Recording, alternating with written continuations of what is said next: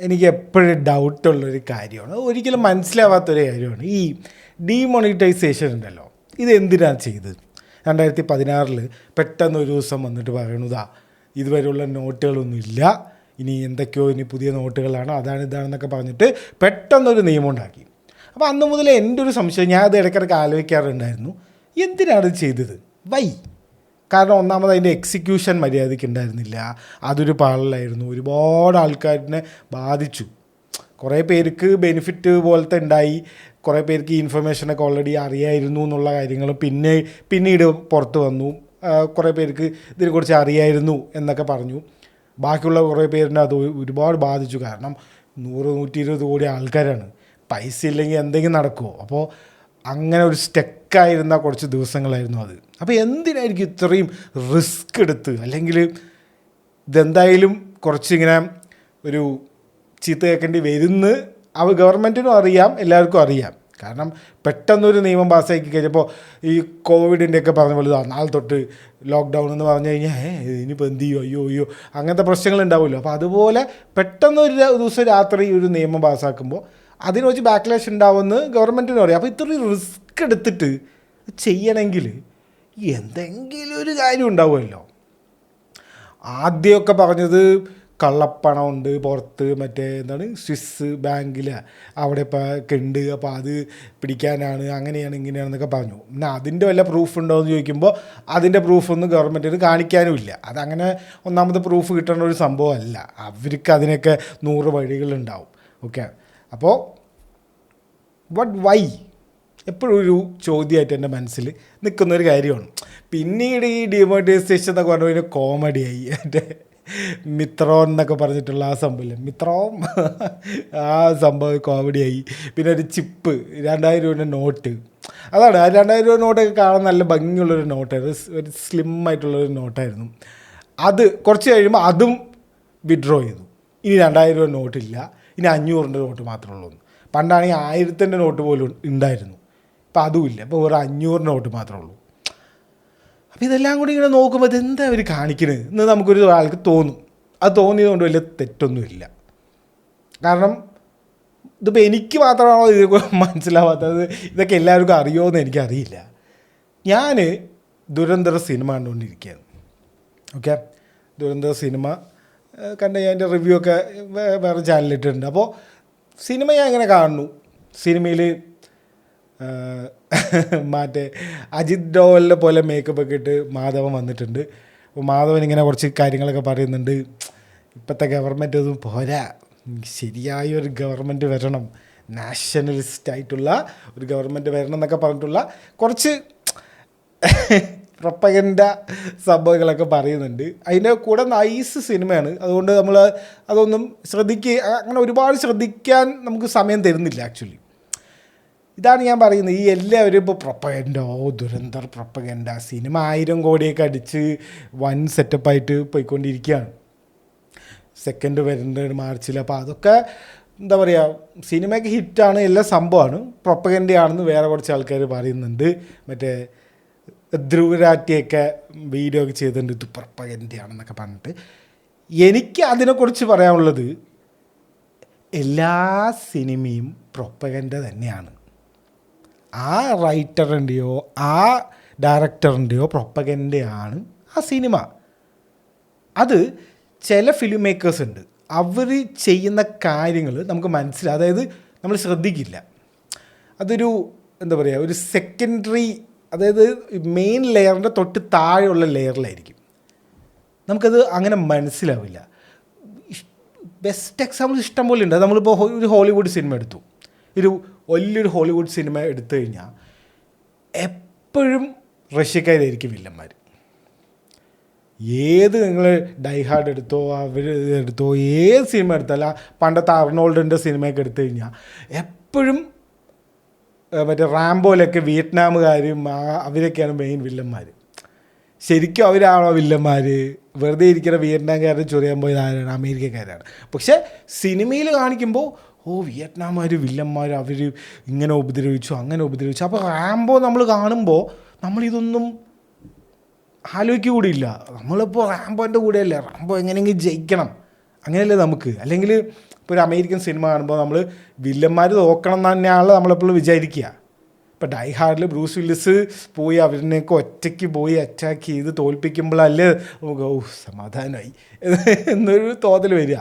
അപ്പോൾ നമുക്കത് കാണുമ്പോൾ നമ്മളതൊരു പ്രൊപ്പഗൻഡയാണെന്ന് നമ്മൾ വിചാരിക്കില്ല. പിന്നീട് നമ്മൾ കുറച്ച് കാലം കഴിയുമ്പോൾ പിന്നെ ഈ ഇങ്ങനത്തെ കുറേ വീഡിയോസ് കാര്യങ്ങളൊക്കെ കാണുമ്പോൾ ഇത് മൊത്തം പ്രൊപ്പഗൻഡയായിരുന്നു ഇല്ലേ. അതായത് കോൾഡ് വാറിൻ്റെ സമയം തൊട്ടേ ഈ അമേരിക്കയും റഷ്യയും അടിയാണ്. അപ്പോൾ അമേരിക്കക്കാർ എപ്പോൾ ഇങ്ങനത്തെ വലിയ ബ്ലോക്ക് ബസ്റ്റർ സിനിമ അല്ലെങ്കിൽ വലിയൊരു സിനിമ വലിയൊരു ക്യാൻവാസിൽ അല്ലെങ്കിൽ വലിയൊരു ബിഗ് ബഡ്ജറ്റ് സിനിമ ഉണ്ടാക്കുമ്പോൾ എപ്പോഴും വില്ലന്മാർ നൈസായിട്ട് റഷ്യക്കാരായിരിക്കും. അപ്പോൾ എന്താണ് അവിടുത്തെ ആൾക്കാരുടെ ആ ഒരു മെൻറ്റാലിറ്റി മോൾഡ് ചെയ്യണം അവർ ആക്ച്വലി. അത് തന്നെയാണ് റാംബോൻ ചെയ്തത്. വിയറ്റ്നാം വാറിൽ വിയറ്റ്നാംകാരനെ എതിരാക്കണം എന്ന് പറഞ്ഞിട്ട് അമേരിക്കക്കാർ ആക്ച്വലി അവസാനം നിർത്തി പാടയെന്നായിരുന്നു അമേരിക്കൻ ജനങ്ങളെല്ലാവരും പറഞ്ഞുകൊണ്ടിരുന്നത്. എന്നിട്ടും ഈ സിനിമയിലൂടെ നമ്മളവിടെ പോയിട്ട് ഇങ്ങനെയൊക്കെ ചെയ്യണം എന്ന് കാണിച്ചു കൊടുക്കുകയായിരുന്നു റാംബോ പോലത്തെ സിനിമകൾ. നമ്മുടെ നാട്ടിലെടുത്താലും അങ്ങനെ തന്നെ. ഇതാണ് നല്ല ഫിലിം മേക്കേഴ്സിൻ്റെ ഗുണം. ഇപ്പോൾ ഞാൻ നാളൊരു ഇൻ്റർവ്യൂ ഉണ്ട്, അതിൽ ഷെയ്ൻ നിഗം പറയുന്നുണ്ട് ഏറ്റവും ഫെമിനിസ്റ്റ് മൂവി ഓഫ് നമ്മുടെ മലയാളം എന്ന് പറയുന്നത് കുമ്പളങ്ങി നൈറ്റ്സാണ്. പക്ഷെ കുമ്പളങ്ങി നൈറ്റ്സ് കാണുമ്പോൾ നമുക്കത് തോന്നില്ല. അതായത് കുമ്പളങ്ങി നൈറ്റ്സിൽ എന്താ ഒരു ബാച്ചിലേഴ്സൊക്കെ താമസിക്കുന്ന പോലത്തെ ഒരു വീട്. അപ്പോൾ ആ വീട്ടിലേക്ക് സ്ത്രീകൾ വരുമ്പോൾ അതൊരു കുടുംബമായി മാറുന്നു, അല്ലെങ്കിൽ ഒരു വീടായിട്ട് മാറുന്നു, ഒരു പ്രോപ്പർ ഒരു ഫാമിലി ആയിട്ട് മാറുന്നു. അതാണ് അതിൻ്റെ ഒരു ബേസിക് സംഭവം. പക്ഷെ നമ്മൾ ആ സിനിമ കാണുമ്പോൾ ആ ഒരു ബ്യൂട്ടിയിലും ആ ഒരു സംഭവം ആ ഒരു ഫ്ലോയിലായിരിക്കും നമ്മളപ്പോൾ ഇതെന്തോ ഫെമിനിസ്റ്റ് സിനിമ നമ്മൾ വിചാരിക്കില്ല. പക്ഷെ അത് നമ്മുടെ സബ് കോൺഷ്യസിൽ അത് വരും. മനസ്സിലാകുന്നുണ്ടോ? അതാണ്. അപ്പോൾ സബ് കോൺഷ്യസിൽ നമ്മൾക്ക് എപ്പോഴും റഷ്യക്കാരനെ കാണുമ്പോൾ ഇവർ മറ്റേ വില്ലന്മാരാണ്, നിങ്ങൾ കുറേ ഹോളിവുഡ് സിനിമ ആണ് നിങ്ങൾക്ക് അങ്ങനെ തോന്നും. ഇപ്പോൾ നമ്മുടെ നാട്ടിൽ തന്നെ ഇപ്പോൾ കുറേ ഈ ബംഗാളികളൊക്കെ വില്ലന്മാരായിട്ടും സൈക്കോ കില്ലേഴ്സൊക്കെ ആയിട്ടുള്ള സിനിമകളൊക്കെ വന്നിട്ടുണ്ടല്ലോ. മറ്റേ പൃഥ്വിരാജും മറ്റേ ജയസൂര്യയും ഇന്ദ്രിയത്തൊക്കെ ഉള്ള സിനിമ ഉണ്ടല്ലോ, നാദൃശ്യൻ്റെ അതിൻ്റെ പേരൊന്നും ഓർമ്മയില്ല. അപ്പോൾ ആ സിനിമയിലൊക്കെ പോലത്തെ ഈ ബംഗാളികളെ കാണുമ്പോൾ സൈക്കോ കില്ലേഴ്സ്, കുട്ടികളെ കൊല്ലുന്ന പീഡിപ്പിക്കുന്ന ആൾക്കാർ, അങ്ങനെ ഒരു 5 സിനിമ ഉണ്ടാക്കി കഴിഞ്ഞാൽ നമുക്ക് ഇവരുടെ പിന്നെ കാണുമ്പോൾ ഇനിയിപ്പോൾ ഇവർ ഇതായിരിക്കുമോ എന്നുള്ളൊരു ചിന്ത വരും. പക്ഷെ സിനിമ കാണുമ്പോൾ നമ്മൾ ആ സിനിമയിൽ അവനെ ഇടിക്കുക അവനെ കൊല്ല് എന്നുള്ളൊരു രീതിയിൽ തന്നെ ആയിരിക്കും. ആ സംഭവം നമ്മുടെ സബ് കോൺഷ്യസിലേക്ക് വരും. അപ്പം അങ്ങനെ നോക്കുകയാണെങ്കിൽ every movie is kind of A propaganda only.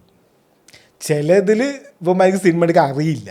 അതാണ് നമ്മുടെ കേരള സ്റ്റോറിയും മറ്റേ ഈ വിവേക് അഗ്നിഹോത്രി ഉണ്ടല്ലോ, മറ്റേ ബംഗാൾ ഫയൽസ അങ്ങനെ എന്തെങ്കിലും എടുക്കുന്ന ചെങ്ങായി, മറ്റേ ബിറ്റ് പടം എടുത്തോണ്ടിരുന്ന ചെങ്ങായാണ്. ഇപ്പോൾ അതിൽ പൈസ ഒന്നും കിട്ടില്ല, അതുകൊണ്ട് ഫുൾ പ്രൊപ്പഗൻഡയിലേക്ക് ഇറങ്ങിയിട്ടുണ്ട്. അപ്പോൾ അതുപോലത്തെ ആൾക്കാരുണ്ട്. അവരുടെ സിനിമ അവർക്കത് എടുക്കാൻ അറിയില്ല. അപ്പോൾ അതുകൊണ്ടാണ് ആ സിനിമ കാണുമ്പോൾ ഇല്ലാത്ത കാര്യം അതായത് ബേസിക് നമ്മുടെ കേരളത്തിൽ എങ്ങനെ ആൾക്കാർ സംസാരിക്കുന്നത്, പെരുമാറുന്നത്, അതുപോലും റിസർച്ച് ചെയ്യാൻ അവർക്ക് വയ്യ. അവർക്ക് എന്ത് വേണം, ഈ ഒരു പ്രൊപ്പഗൻഡ ഉണ്ടാക്കണം, അതിൻ്റെ ചുറ്റും സ്റ്റോറി ഉണ്ടാക്കിയിരിക്കുകയാണ്. മറ്റവരൊക്കെ തിരിച്ചാണ് ചെയ്യുന്നത്. ഒരു സ്റ്റോറി ആദ്യം ഉണ്ടാക്കിയിട്ട് അതിൽ ഇവരുടെ ഒരു പൊളിറ്റിക്സ് ഇൻക്ലൂഡ് ചെയ്യാൻ, അല്ലെങ്കിൽ ഇവരുടെ ഒരു ഐഡിയ ഇൻക്ലൂഡ് ചെയ്യാനാണ് നോക്കുന്നത്. അതിൻ്റെ വ്യത്യാസം നമുക്ക് കേരള സ്റ്റോറിയും കണ്ടാലും മനസ്സിലാവും, ദുരന്തർ കണ്ടാലും ആ വ്യത്യാസം മനസ്സിലാവും. അത്രേ ഉള്ളൂ. ആ ഒരു സംഭവമേ ഉള്ളൂ.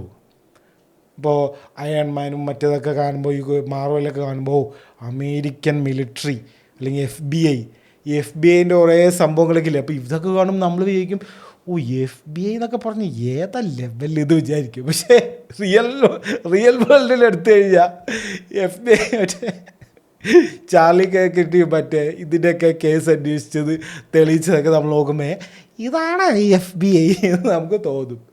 ഈ എപ്സ്റ്റീൻ്റെ കാര്യത്തിലൊക്കെ അവർ ഹാൻഡിൽ ചെയ്ത വിധമൊക്കെ നോക്കുമ്പോൾ, അതുപോലെ കുറേ ഫംബിളിങ് അവർ നേരത്തെ ചെയ്തിട്ടുണ്ട്. അപ്പോൾ അതാണ്. അപ്പോൾ നമ്മൾ ഈ സിനിമ സീരീസിലും നമ്മൾ കാണുമ്പോൾ FBI കേസ് തെളിയിക്കുന്നു, അത് ചെയ്യുന്നു, ഇത് ചെയ്യുന്നു, കൊലയാളിനെ കുറ്റവാളിനെ എങ്ങനെയൊക്കെയോ പൂട്ടുന്നു, ശിക്ഷ മേടിച്ചു കൊടുക്കുന്നു.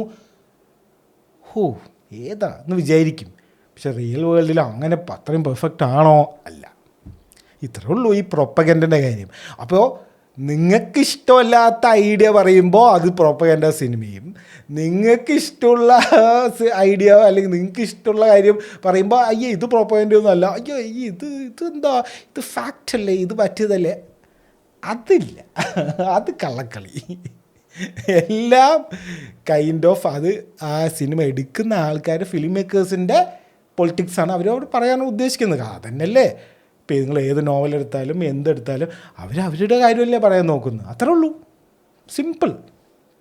അതിലിപ്പോൾ ഇങ്ങനെ പ്രൊപ്പഗൻഡ ഇത് കാര്യം കാണരുത് അങ്ങനെയൊന്നും പറഞ്ഞിട്ട് കാര്യമില്ല.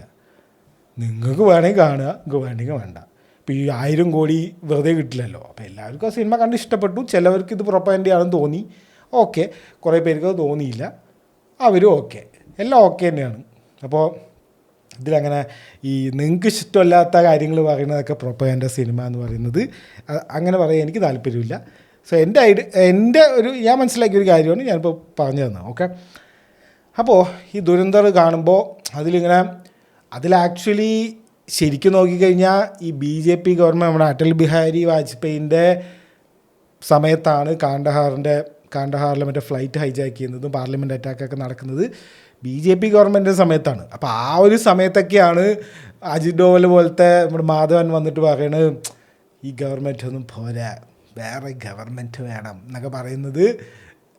കാരണം ഇവരുടെ BJPക്കാർ ഇവരുടെ ഗവൺമെൻറ് തന്നെ കുറ്റം പറയാം. ഫുൾ അങ്ങനെയൊക്കെയാണ് അതിൽ. ഓക്കെ. അപ്പോൾ ബേസിക്കലി എന്താണ്, ഒരു നാഷണലിസ്റ്റ് ഗവൺമെൻറ് വേണം എന്നൊക്കെയാണ് അതിൽ പറയുന്നത്. ഓക്കെ, അതൊക്കെ പോട്ടെ. അപ്പോൾ ഞാനിങ്ങനെ കണ്ടുകൊണ്ടിരിക്കുകയാണ്, പെട്ടെന്നൊരു സ്ഥലമെത്തി. അപ്പോൾ ഒരു സ്ഥലമെത്തിയപ്പോൾ അതിൽ പറയുന്നത് ഈ പാകിസ്ഥാൻകാർക്ക് എങ്ങനെയോ നമ്മുടെ കമ്മട്ടുണ്ടല്ലോ, പ്ലേറ്റ്സ്, കറൻസി പ്ലേറ്റ്സ്, അത് ആക്സസ് ചെയ്യാൻ അവർക്ക് കിട്ടി. അത് ഫെസിലിറ്റേറ്റ് ചെയ്തത് ദുബായിൽ വെച്ചിട്ടാണ് ആ പ്ലേറ്റ് അവർക്ക് കൊടുക്കുന്നത്, പാകിസ്ഥാൻ്റെ ISIൻ്റെ ആൾക്ക് കൊടുക്കുന്നത്. മേജർ ഇക്ബാലോ അങ്ങനെ എന്തോ പണ്ടൊരു ചങ്ങായുണ്ട്, ഭയങ്കര സീക്രട്ടായിട്ടുള്ളൊരു ചങ്ങായി. അയാളുടെ ഫോട്ടോ എന്തോന്നും പുറത്തില്ല എന്നോ അങ്ങനെ എന്തൊക്കെയോ പണ്ട് ഭയങ്കര ഒരു ഡാർക്കായിട്ടുള്ള മനുഷ്യനാണ്. അയാളാണ് ഈ ഇതിൻ്റെയൊക്കെ മാസ്റ്റർ മൈൻഡും കാര്യങ്ങളൊക്കെ. നമ്മുടെ താജിൻ്റെ അറ്റാക്കിൻ്റെയും അങ്ങനെ കുറേ സംഭവങ്ങൾ ഈ ഇൻവോൾവ് ആയ ആളാണ് ഈ ISIൻ്റെ മേജർ ഇക്ബാൽ എന്ന് പറഞ്ഞൊരു ആൾ. അപ്പോൾ ഇയാൾക്ക് ഇന്ത്യയിലെ ഒരു മിനിസ്റ്ററിൻ്റെ മോനും ഒരു കറൻസി പ്ലേറ്റ് കൊണ്ട് കൊടുത്തു എന്നാണ് പറയുന്നത്. എന്തിന്? കള്ളപ്പണം അടിക്കാൻ. അപ്പം ഞാൻ കാരണം ഒന്നാമത് ഈ ദുരന്തറിലെ ഇവരിങ്ങനെ ഫിക്ഷനാണെന്നൊക്കെ ആദ്യം എഴുതി കാണിക്കുമെങ്കിലും ഈ സിനിമ മുഴുവൻ റിയൽ വേൾഡ് സംഭവത്തിനെ ഇതാക്കിയിട്ടാണ് പറയുന്നത്. എല്ലാം ഉണ്ട്. കാണ്ഡഹാറുണ്ട്, പാർലമെൻറ്റ് അറ്റാക്കുണ്ട്, താജുണ്ട്, അങ്ങനത്തെ എല്ലാ സംഭവങ്ങളും ബേസിക്കലി എല്ലാം പറയുന്നുണ്ട്. ഓക്കെ. അപ്പം ഇതിങ്ങനെ പെട്ടെന്നൊരു സാധനം വന്ന് എന്തത് എന്ന് പറഞ്ഞിട്ട് ഞാൻ അപ്പം തന്നെ ഇത് ഇങ്ങനെയൊക്കെ ഒരു കാര്യം സംഭവിക്കുന്നുണ്ടോ? ഇന്ത്യയുടെ കറൻസി പ്ലേറ്റ് കമ്മട്ടം, ആട് ടൂല് പോലെ കമ്മട്ടം പാകിസ്ഥാനോട് കൊടുത്തു എന്ന്. What the fuck? അങ്ങനെ ഒരു സംഭവമുണ്ട്. ഇതെന്താ നമ്മൾ ഇത്രയും കോൺസ്പിറസി അത് ഇതൊക്കെ നോക്കണവർ, ഞാനിതെങ്ങനെ മിസ് ചെയ്തു, അല്ലെങ്കിൽ ഇതെന്താ സംഭവം, ഇത് ഞാൻ ഇതുവരെ എവിടെയും പറഞ്ഞു കേട്ടിട്ടില്ല.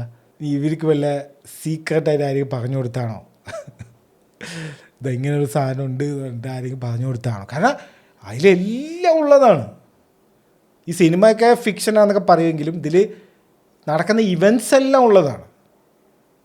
അപ്പം ഇവർ പറയുന്നത് നമ്മുടെ ഇന്ത്യയുടെ എക്കണോമിക് സ്റ്റെബിലിറ്റി തകർക്കാൻ വേണ്ടിയിട്ട് പുറമേന്ന് നേപ്പാൾ വഴി ഇന്ത്യയിലേക്ക് കറൻസികൾ കൊണ്ടുവന്നു എന്നാണ് പറയുന്നത്.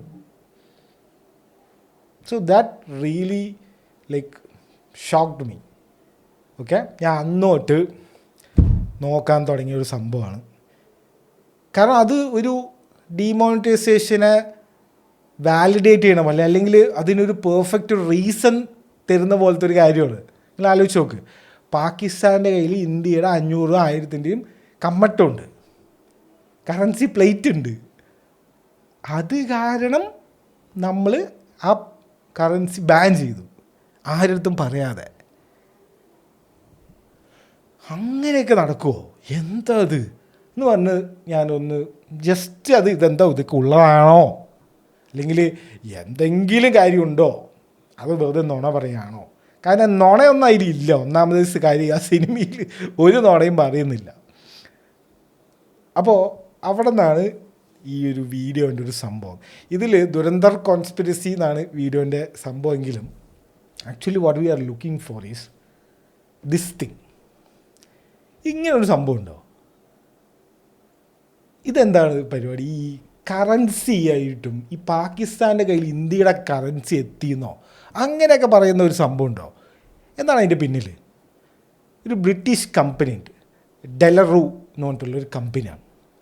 തോമസ് ഡെലറൂ എന്ന് പറഞ്ഞിട്ടുള്ള ആൾ ഉണ്ടാക്കിയ UK ഒരു കമ്പനി, പ്രൈവറ്റ് കമ്പനിയാണ്.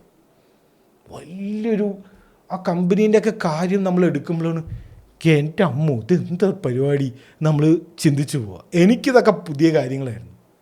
എനിക്ക് സത്യം പറഞ്ഞാൽ ഇങ്ങനത്തെ, അതായത് ഒരു പ്രൈവറ്റ് കമ്പനിയാണ് ഈ ലോകത്തിലെ നൂറുകണക്കിന് രാജ്യങ്ങളുടെ കറൻസികൾ പ്രിൻറ്റ് ചെയ്യുന്നത്, അത് ഡയറക്റ്റായിട്ടും ഇൻഡയറക്റ്റായിട്ടും പ്രിൻറ്റ് ചെയ്യുന്നത് എന്ന് കേൾക്കുമ്പോൾ, അപ്പോൾ ഈ ഓരോ രാജ്യങ്ങളും അവരുടെ കറൻസി അല്ലേ പ്രിൻറ്റ് ചെയ്ത്, ഇതൊക്കെ വേറെ പ്രിൻറ്റിംഗ് പ്രസ്സിൽ കൊടുത്തിട്ടാണോ പ്രിൻറ്റ് ചെയ്യണമെന്ന് ഞാൻ ആദ്യം ആലോചിച്ച്.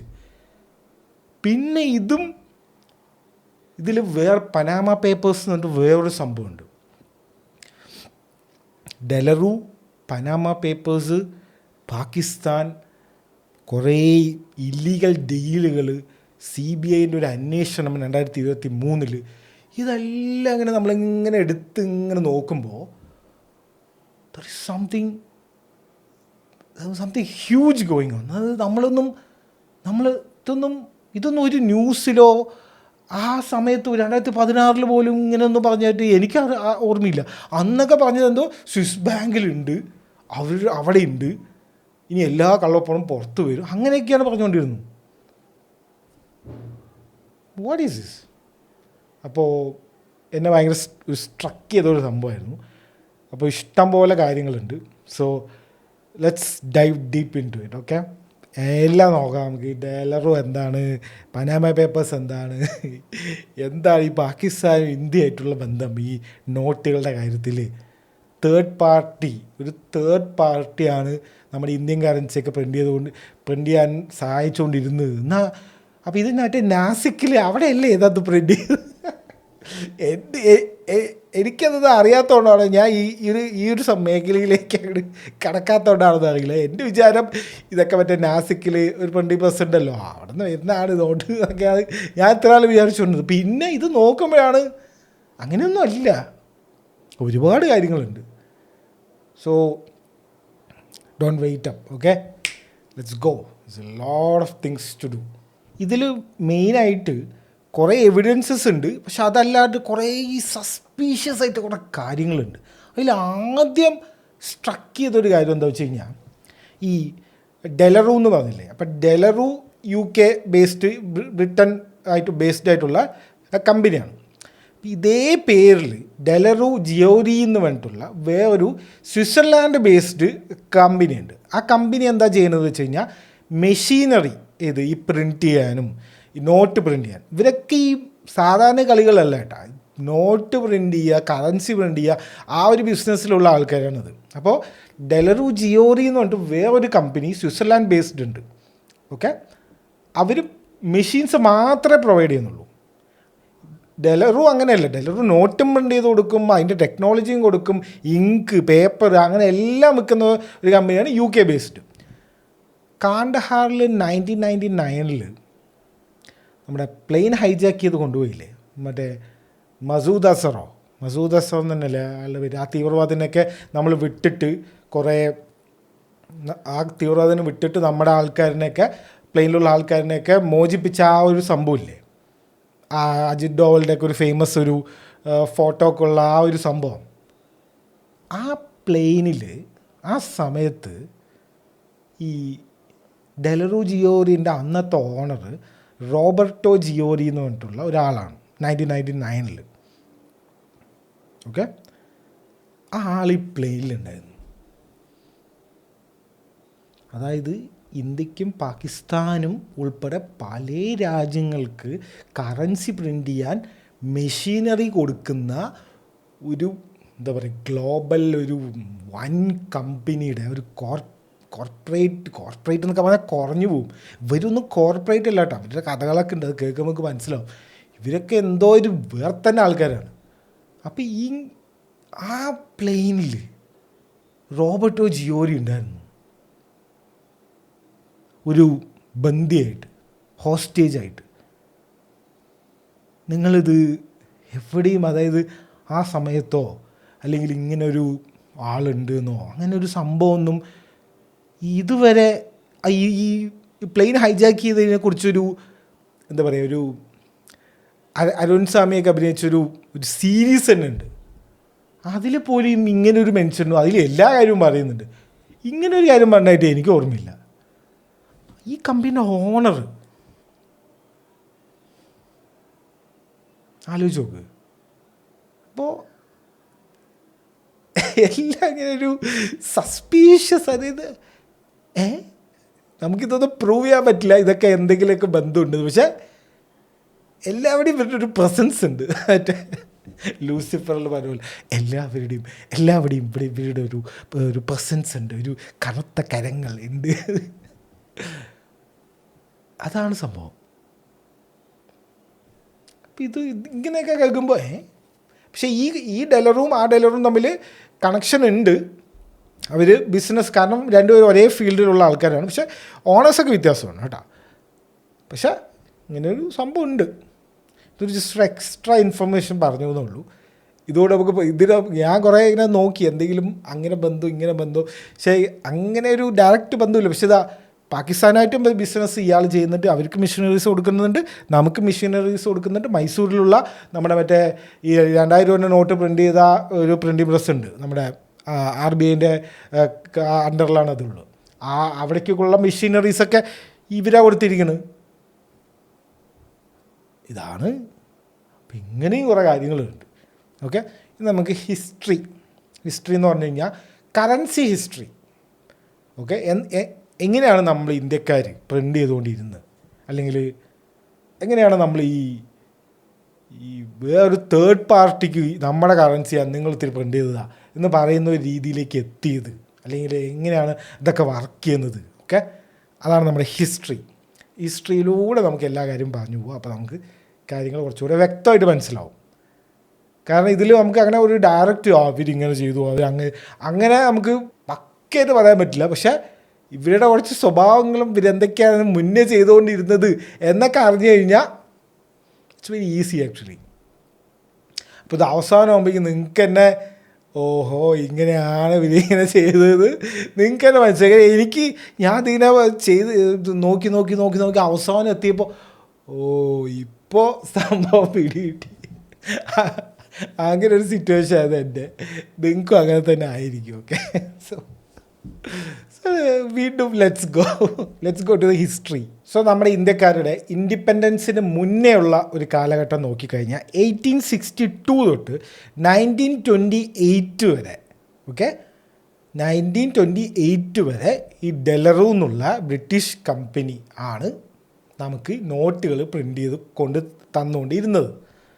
ഓക്കെ, ഈ ബ്രിട്ടീഷുകാരുടെ ആണല്ലോ, ബ്രിട്ടീഷ് കമ്പനി ആണല്ലോ. അപ്പോൾ അവരെന്ത് ചെയ്ത്, അവരുടെ ഒരു കോളനി ആയിരുന്നല്ലോ നമ്മൾ. അപ്പോൾ അവരുടെ കോളനീസിന് ഈ കോമൺവെൽത്ത് മറ്റേ അങ്ങനത്തെ ഈ കോളനീസ് ഉണ്ടല്ലോ, ബ്രിട്ടീഷ് കോളനീസ്, ഇവർക്കൊക്കെ ഇവരുടെ ആ നാട്ടിലുള്ള ആ കമ്പനിയിൽ നിന്ന് തന്നെയാണ് നോട്ടുകൾ പ്രിൻ്റ് ചെയ്ത് കൊണ്ട് ഇരുന്നത്.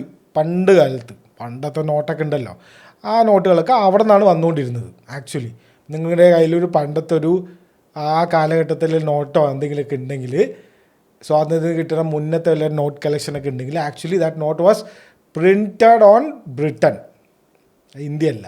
98ലാണ് അതുവരെയാണ് അവർ ഡയറക്റ്റ് ഇമ്പോർട്ട് ചെയ്തുകൊണ്ടിരുന്നത്. 98ൽ എന്ത് സംഭവിച്ചു? 98ലാണ് നമ്മുടെ നാസിക്കിൽ, ഞാൻ നേരത്തെ പറഞ്ഞില്ലേ നാസിക്കിലെ പ്രിൻറ്റിങ് പ്രസ് എന്ന് പറഞ്ഞില്ലേ, നാസിക്കിലെ ആദ്യമായിട്ടുള്ള പ്രിൻറ്റിങ് പ്രസ് നമ്മൾ സ്റ്റാർട്ട് ചെയ്യുന്നത് ആക്ച്വലി ബ്രിട്ടീഷുകാർ തന്നെയാണ്. 1928 അവർ തന്നെ സ്ഥാപിക്കുകയാണ്. അതായത് വെറുതെ ഈ പെട്ടെന്ന് കൊണ്ടുപോയി. കാരണം അത് ഞാൻ പറഞ്ഞാൽ ഈ നോട്ട് എന്ന് പറഞ്ഞു കഴിഞ്ഞാൽ ഈ നോട്ട് ഒരു സ്ഥലത്ത് ഒരു രാജ്യത്ത് നിങ്ങൾ ആലോചിച്ച് നോക്ക്, ഒരു രാജ്യത്തുനിന്ന് ഈ നോട്ടുകൾ ഉണ്ടാക്കിയിട്ട് വേറൊരു രാജ്യത്തേക്ക് കൊണ്ടുവരണം. എമ്മാതിരി പണിയാണ്. സെക്യൂരിറ്റി, ട്രാവല്, അതിൻ്റെ ആൾക്കാർ, അവരിനെയൊക്കെ വെറ്റ് ചെയ്യണം. അവർ നല്ലതാണോ, അവർ ഇനി ചതിക്കുകയോ, ഒരു ഇൻഫർമേഷൻ പുറത്തു പോയാൽ പോരാ, ഇന്ന വണ്ടിയിൽ വരുന്നുണ്ട് എന്ന് പറഞ്ഞാൽ പോരെ, എല്ലാം തകർന്നില്ലേ. പണ്ട് കപ്പലിലൊക്കെ ആയിരിക്കുമല്ലോ കൊണ്ടുവരിക. അതാണ്. അപ്പോൾ അത്രയും ഭയങ്കര പ്രശ്നമുള്ളൊരു കാര്യമാണ്. 1928 നാസിക്കിൽ നമ്മുടെ ആദ്യത്തെ പ്രിൻറ്റിങ് പ്രസ് സ്റ്റാർട്ട് ചെയ്യണം. ഓക്കെ, അവിടെ തൊട്ട് നമ്മളിങ്ങനെ ഡയറക്റ്റ് ഇമ്പോർട്ടൊക്കെ കുറച്ച് വന്നു. ഈ പ്രിൻറ്റ് ചെയ്യണതൊക്കെ നാസിക്കിൽ വെച്ചിട്ടാണ് പ്രിൻറ്റ് ചെയ്തുകൊണ്ടേ ഇരുന്നത്. ഓക്കെ, അപ്പോൾ എന്താണ് ഈ ഡെലറു, എന്താണ് ഈ സംഭവം എന്ന് ചോദിച്ചു കഴിഞ്ഞാൽ 140+ രാജ്യങ്ങൾക്ക് എന്നാണ് പറയുന്നത്. 140+ രാജ്യങ്ങൾക്ക് നോട്ട് പ്രിൻ്റ് ചെയ്യുന്നതും നോട്ട് പ്രിൻ്റ് ചെയ്യാൻ ഉപയോഗിക്കുന്ന സാധനങ്ങൾ സപ്ലൈ ചെയ്യുന്നതും, അതിപ്പോൾ മഷി ആയിക്കോട്ടെ, അതിൻ്റെ ഉള്ളിലുള്ള എന്തെങ്കിലും ഈ വാട്ടർ മാർക്കിൻ്റെ എന്തെങ്കിലും ടെക്നോളജി ആയിക്കോട്ടെ, അല്ലെങ്കിൽ ഈ നോട്ടിലിപ്പോൾ ഒരു നോട്ട് കൊണ്ട് ഭയങ്കര കോംപ്ലക്സ് ആയിരിക്കുമല്ലോ, അതിൽ പല കാര്യങ്ങളുണ്ടാവുമല്ലോ, ഇതെല്ലാം സപ്ലൈ ചെയ്യുന്ന ഒരു കമ്പനിയാണ് ഡെലറു. ഓക്കെ, തോമസ് ഡെലറു എന്ന് പറഞ്ഞിട്ടുള്ള ആളാണ് ഇത് സ്ഥാപിച്ചത്. ഇതിപ്പോഴും ഉണ്ട്, സ്റ്റിൽ റണ്ണിങ്. ഇപ്പോഴും ഇവർ ഫുൾ നോട്ട് അടിച്ച് പ്രിൻ്റ് ചെയ്യുന്ന കുറേ രാജ്യങ്ങളുണ്ട്. ഇത് കേട്ട് കഴിഞ്ഞാൽ നമ്മൾ ഞെട്ടിപ്പോവും. UK, അവർ പിന്നെ അതിൻ്റെ ഉള്ളിൽ തന്നെ ആണല്ലോ, ഇത്തിരി നോട്ട് പ്രിൻ്റ് ചെയ്താടേ എന്ന് പറഞ്ഞാൽ അവർ കൊടുക്കും. ഖത്തർ, കുവൈറ്റ്, ബഹ്റൈൻ, ഇതൊക്കെയാണ് നമ്മൾ കേട്ടിട്ടുള്ള രാജ്യങ്ങൾ. പിന്നെ ആഫ്രിക്കയിലുള്ള കുറേ രാജ്യങ്ങൾക്കൊക്കെ ഇവർ നോട്ട് പ്രിൻ്റ് ചെയ്ത് കൊടുക്കുന്നുണ്ട്. ഇറാഖിലേക്ക് കൊടുക്കുന്നുണ്ട്. അപ്പോൾ ഇറാഖ് യുദ്ധം കഴിഞ്ഞതും സദാം ഹുസൈൻ വീണതും അതുവരെ അവർ തന്നെയായിരുന്നു പ്രിൻ്റ് ചെയ്തത്. സദാം ഹുസൈൻ വീണ ആ സമയത്ത് കുറച്ചു കാലം ഡെലറു ആയിരുന്നു ഇറാഖിന് പ്രിൻ്റ് ചെയ്തുകൊണ്ടിരുന്നത്. അപ്പോൾ ഇങ്ങനത്തെ കുറേ ഷെയ്ഡി ആയിട്ടുള്ള കമ്പനി ആട്ടോ ഇത്. ഭയങ്കര നിങ്ങൾ വിചാരിക്കുന്ന പോലെ ഞാനൊക്കെ അധികം കേട്ടപ്പോൾ ഇത് ഏതാ ടീംസ്, പിന്നെ ഇവരുടെ ഓരോ കഥയൊക്കെ കേട്ടപ്പോൾ ഓഹോ അന്തമാതിരി കമ്പനിയാ. അപ്പോൾ തായ്ലൻഡ്, ശ്രീലങ്ക, കെനിയ, ഇങ്ങനത്തെ ഉള്ള പല രാജ്യങ്ങൾക്കും ഡയറക്റ്റ് ഇവർ നോട്ട് തന്നെ പ്രിൻ്റ് ചെയ്ത് കൊടുക്കുന്നുണ്ട്. അപ്പോഴാണ് എനിക്കൊരു ചേഞ്ച് ഉണ്ടാവട്ടെ, ഈ എങ്ങനെയാണ് അപ്പോൾ ഈ നോട്ട് പ്രിൻ്റ് ചെയ്ത് കൊടുക്കുക? നോട്ട് എന്ന് പറഞ്ഞാൽ ഈ ഇത്ര കെട്ടില്ലല്ലോ, ഇത് മറ്റേ ടൺ കണക്കിനല്ലേ. കണക്കെങ്ങനെ വെച്ച് കഴിഞ്ഞാൽ 100 മില്യൺ എന്ന് പറഞ്ഞാൽ 1 ടണ്ണാണ്. 100 മില്യൺ ആണോ ഒരു മറ്റേ വാല്യൂ കൊണ്ട് കൊടുക്കുന്നത്? ഒരു രാജ്യത്തേക്ക് 100 മില്യൺ മതിയോ? എൻ്റെ അമ്മ എത്ര എമൗണ്ട് വേണം? അപ്പോൾ ഇവർ ആക്ച്വലി ഈ ഇൻഫർമേഷൻ എന്ന് പറഞ്ഞാൽ ഫുള്ള് ഇപ്പോൾ അവർ പറയില്ലല്ലോ ഇന്ന റൂട്ടിൽ കൂടെ വരുന്നുണ്ട് എന്നൊന്നപ്പോൾ പുറത്ത് വിടില്ല. പക്ഷേ കിട്ടാവുന്ന ഇൻഫർമേഷൻ വെച്ച് നോക്കുമ്പോൾ ഇതിപ്പോൾ പണ്ടൊക്കെ കപ്പലിലായിരിക്കും, ഇപ്പം എങ്ങനെ വെച്ചാൽ ഗോസ്റ്റ് പ്ലെയിൻസ് എന്നാണ് പറയുന്നത്. അതായത് ചില അൺട്രേസബിൾ പ്ലെയിനുകളുണ്ടാവും. ഇപ്പോൾ നമ്മൾ ചില പ്ലെയിന് നമ്മൾ ഈ എന്താണ് ഫ്ലൈറ്റ് റഡാർ 24 അങ്ങനെ എന്തോ ഒരു വെബ്സൈറ്റിൽ ഈ പ്ലെയിൻ ഇങ്ങനെ നമുക്ക് കാണാൻ പറ്റും എല്ലാ പ്ലെയിനുകളും. അപ്പോൾ അതിലിങ്ങനെ ആൾക്കാർ ചിലത് പറയും ഇതെന്താ ഈ പ്ലെയിനിൻ്റെ ഡീറ്റെയിൽസ് ഒന്നും ഇല്ലല്ലോ, ഇതെന്താ എപ്സ്റ്റീൻ ഐലൻഡിലേക്ക് പോകുന്ന പ്ലെയിനാണ്, അങ്ങനെയൊക്കെ ചോദിക്കും. മേ ബി അതൊക്കെ ഇതായിരിക്കും. മേ ബി അൺട്രേസബിൾ പ്ലെയിനുകളിലാണ് ഗോസ്റ്റ് പ്ലെയിൻസ് എന്ന് വിളിക്കുന്നത്. അപ്പോൾ അങ്ങനത്തെ പ്ലെയിനുകൾ, കാരണം ആർക്കും അറിയില്ല ഇത് എപ്പോൾ എത്തും. ആ പ്ലെയിനിൻ്റെ ഉള്ളിലുള്ള ആൾക്കാർക്ക് മാത്രമേ ചിലപ്പോൾ അറിയുണ്ടാവുള്ളൂ, അല്ലെങ്കിൽ ഇത് റിസീവ് ചെയ്യുന്ന രാജ്യത്തിലെ ആൾക്കാർക്കോ അങ്ങനെ മാത്രമേ ഇതിൻ്റെ ഇൻഫർമേഷൻ ഉണ്ടാവുള്ളൂ. പൈലറ്റിനും പിന്നെ അറിയണമല്ലോ, വണ്ടി കൊണ്ട് ഇറക്കണമല്ലോ. പൈലറ്റിനും ചിലപ്പോൾ അതിൻ്റെ ഉള്ളിലുള്ള ആൾക്കാർക്ക് പോലും അറിയുണ്ടാവില്ല. ഈ കാർഗോ പ്ലെയിൻ പോലത്തെ പ്ലെയിൻ ആയിരിക്കുമല്ലോ ഇത്. അപ്പോൾ ഇതിൻ്റെ ഉള്ളിലത്തെ ആൾക്കാർക്ക് ചിലപ്പോൾ ഇത് എവിടെ എപ്പത്തും എന്നൊന്നും അറിയുണ്ടാവില്ല.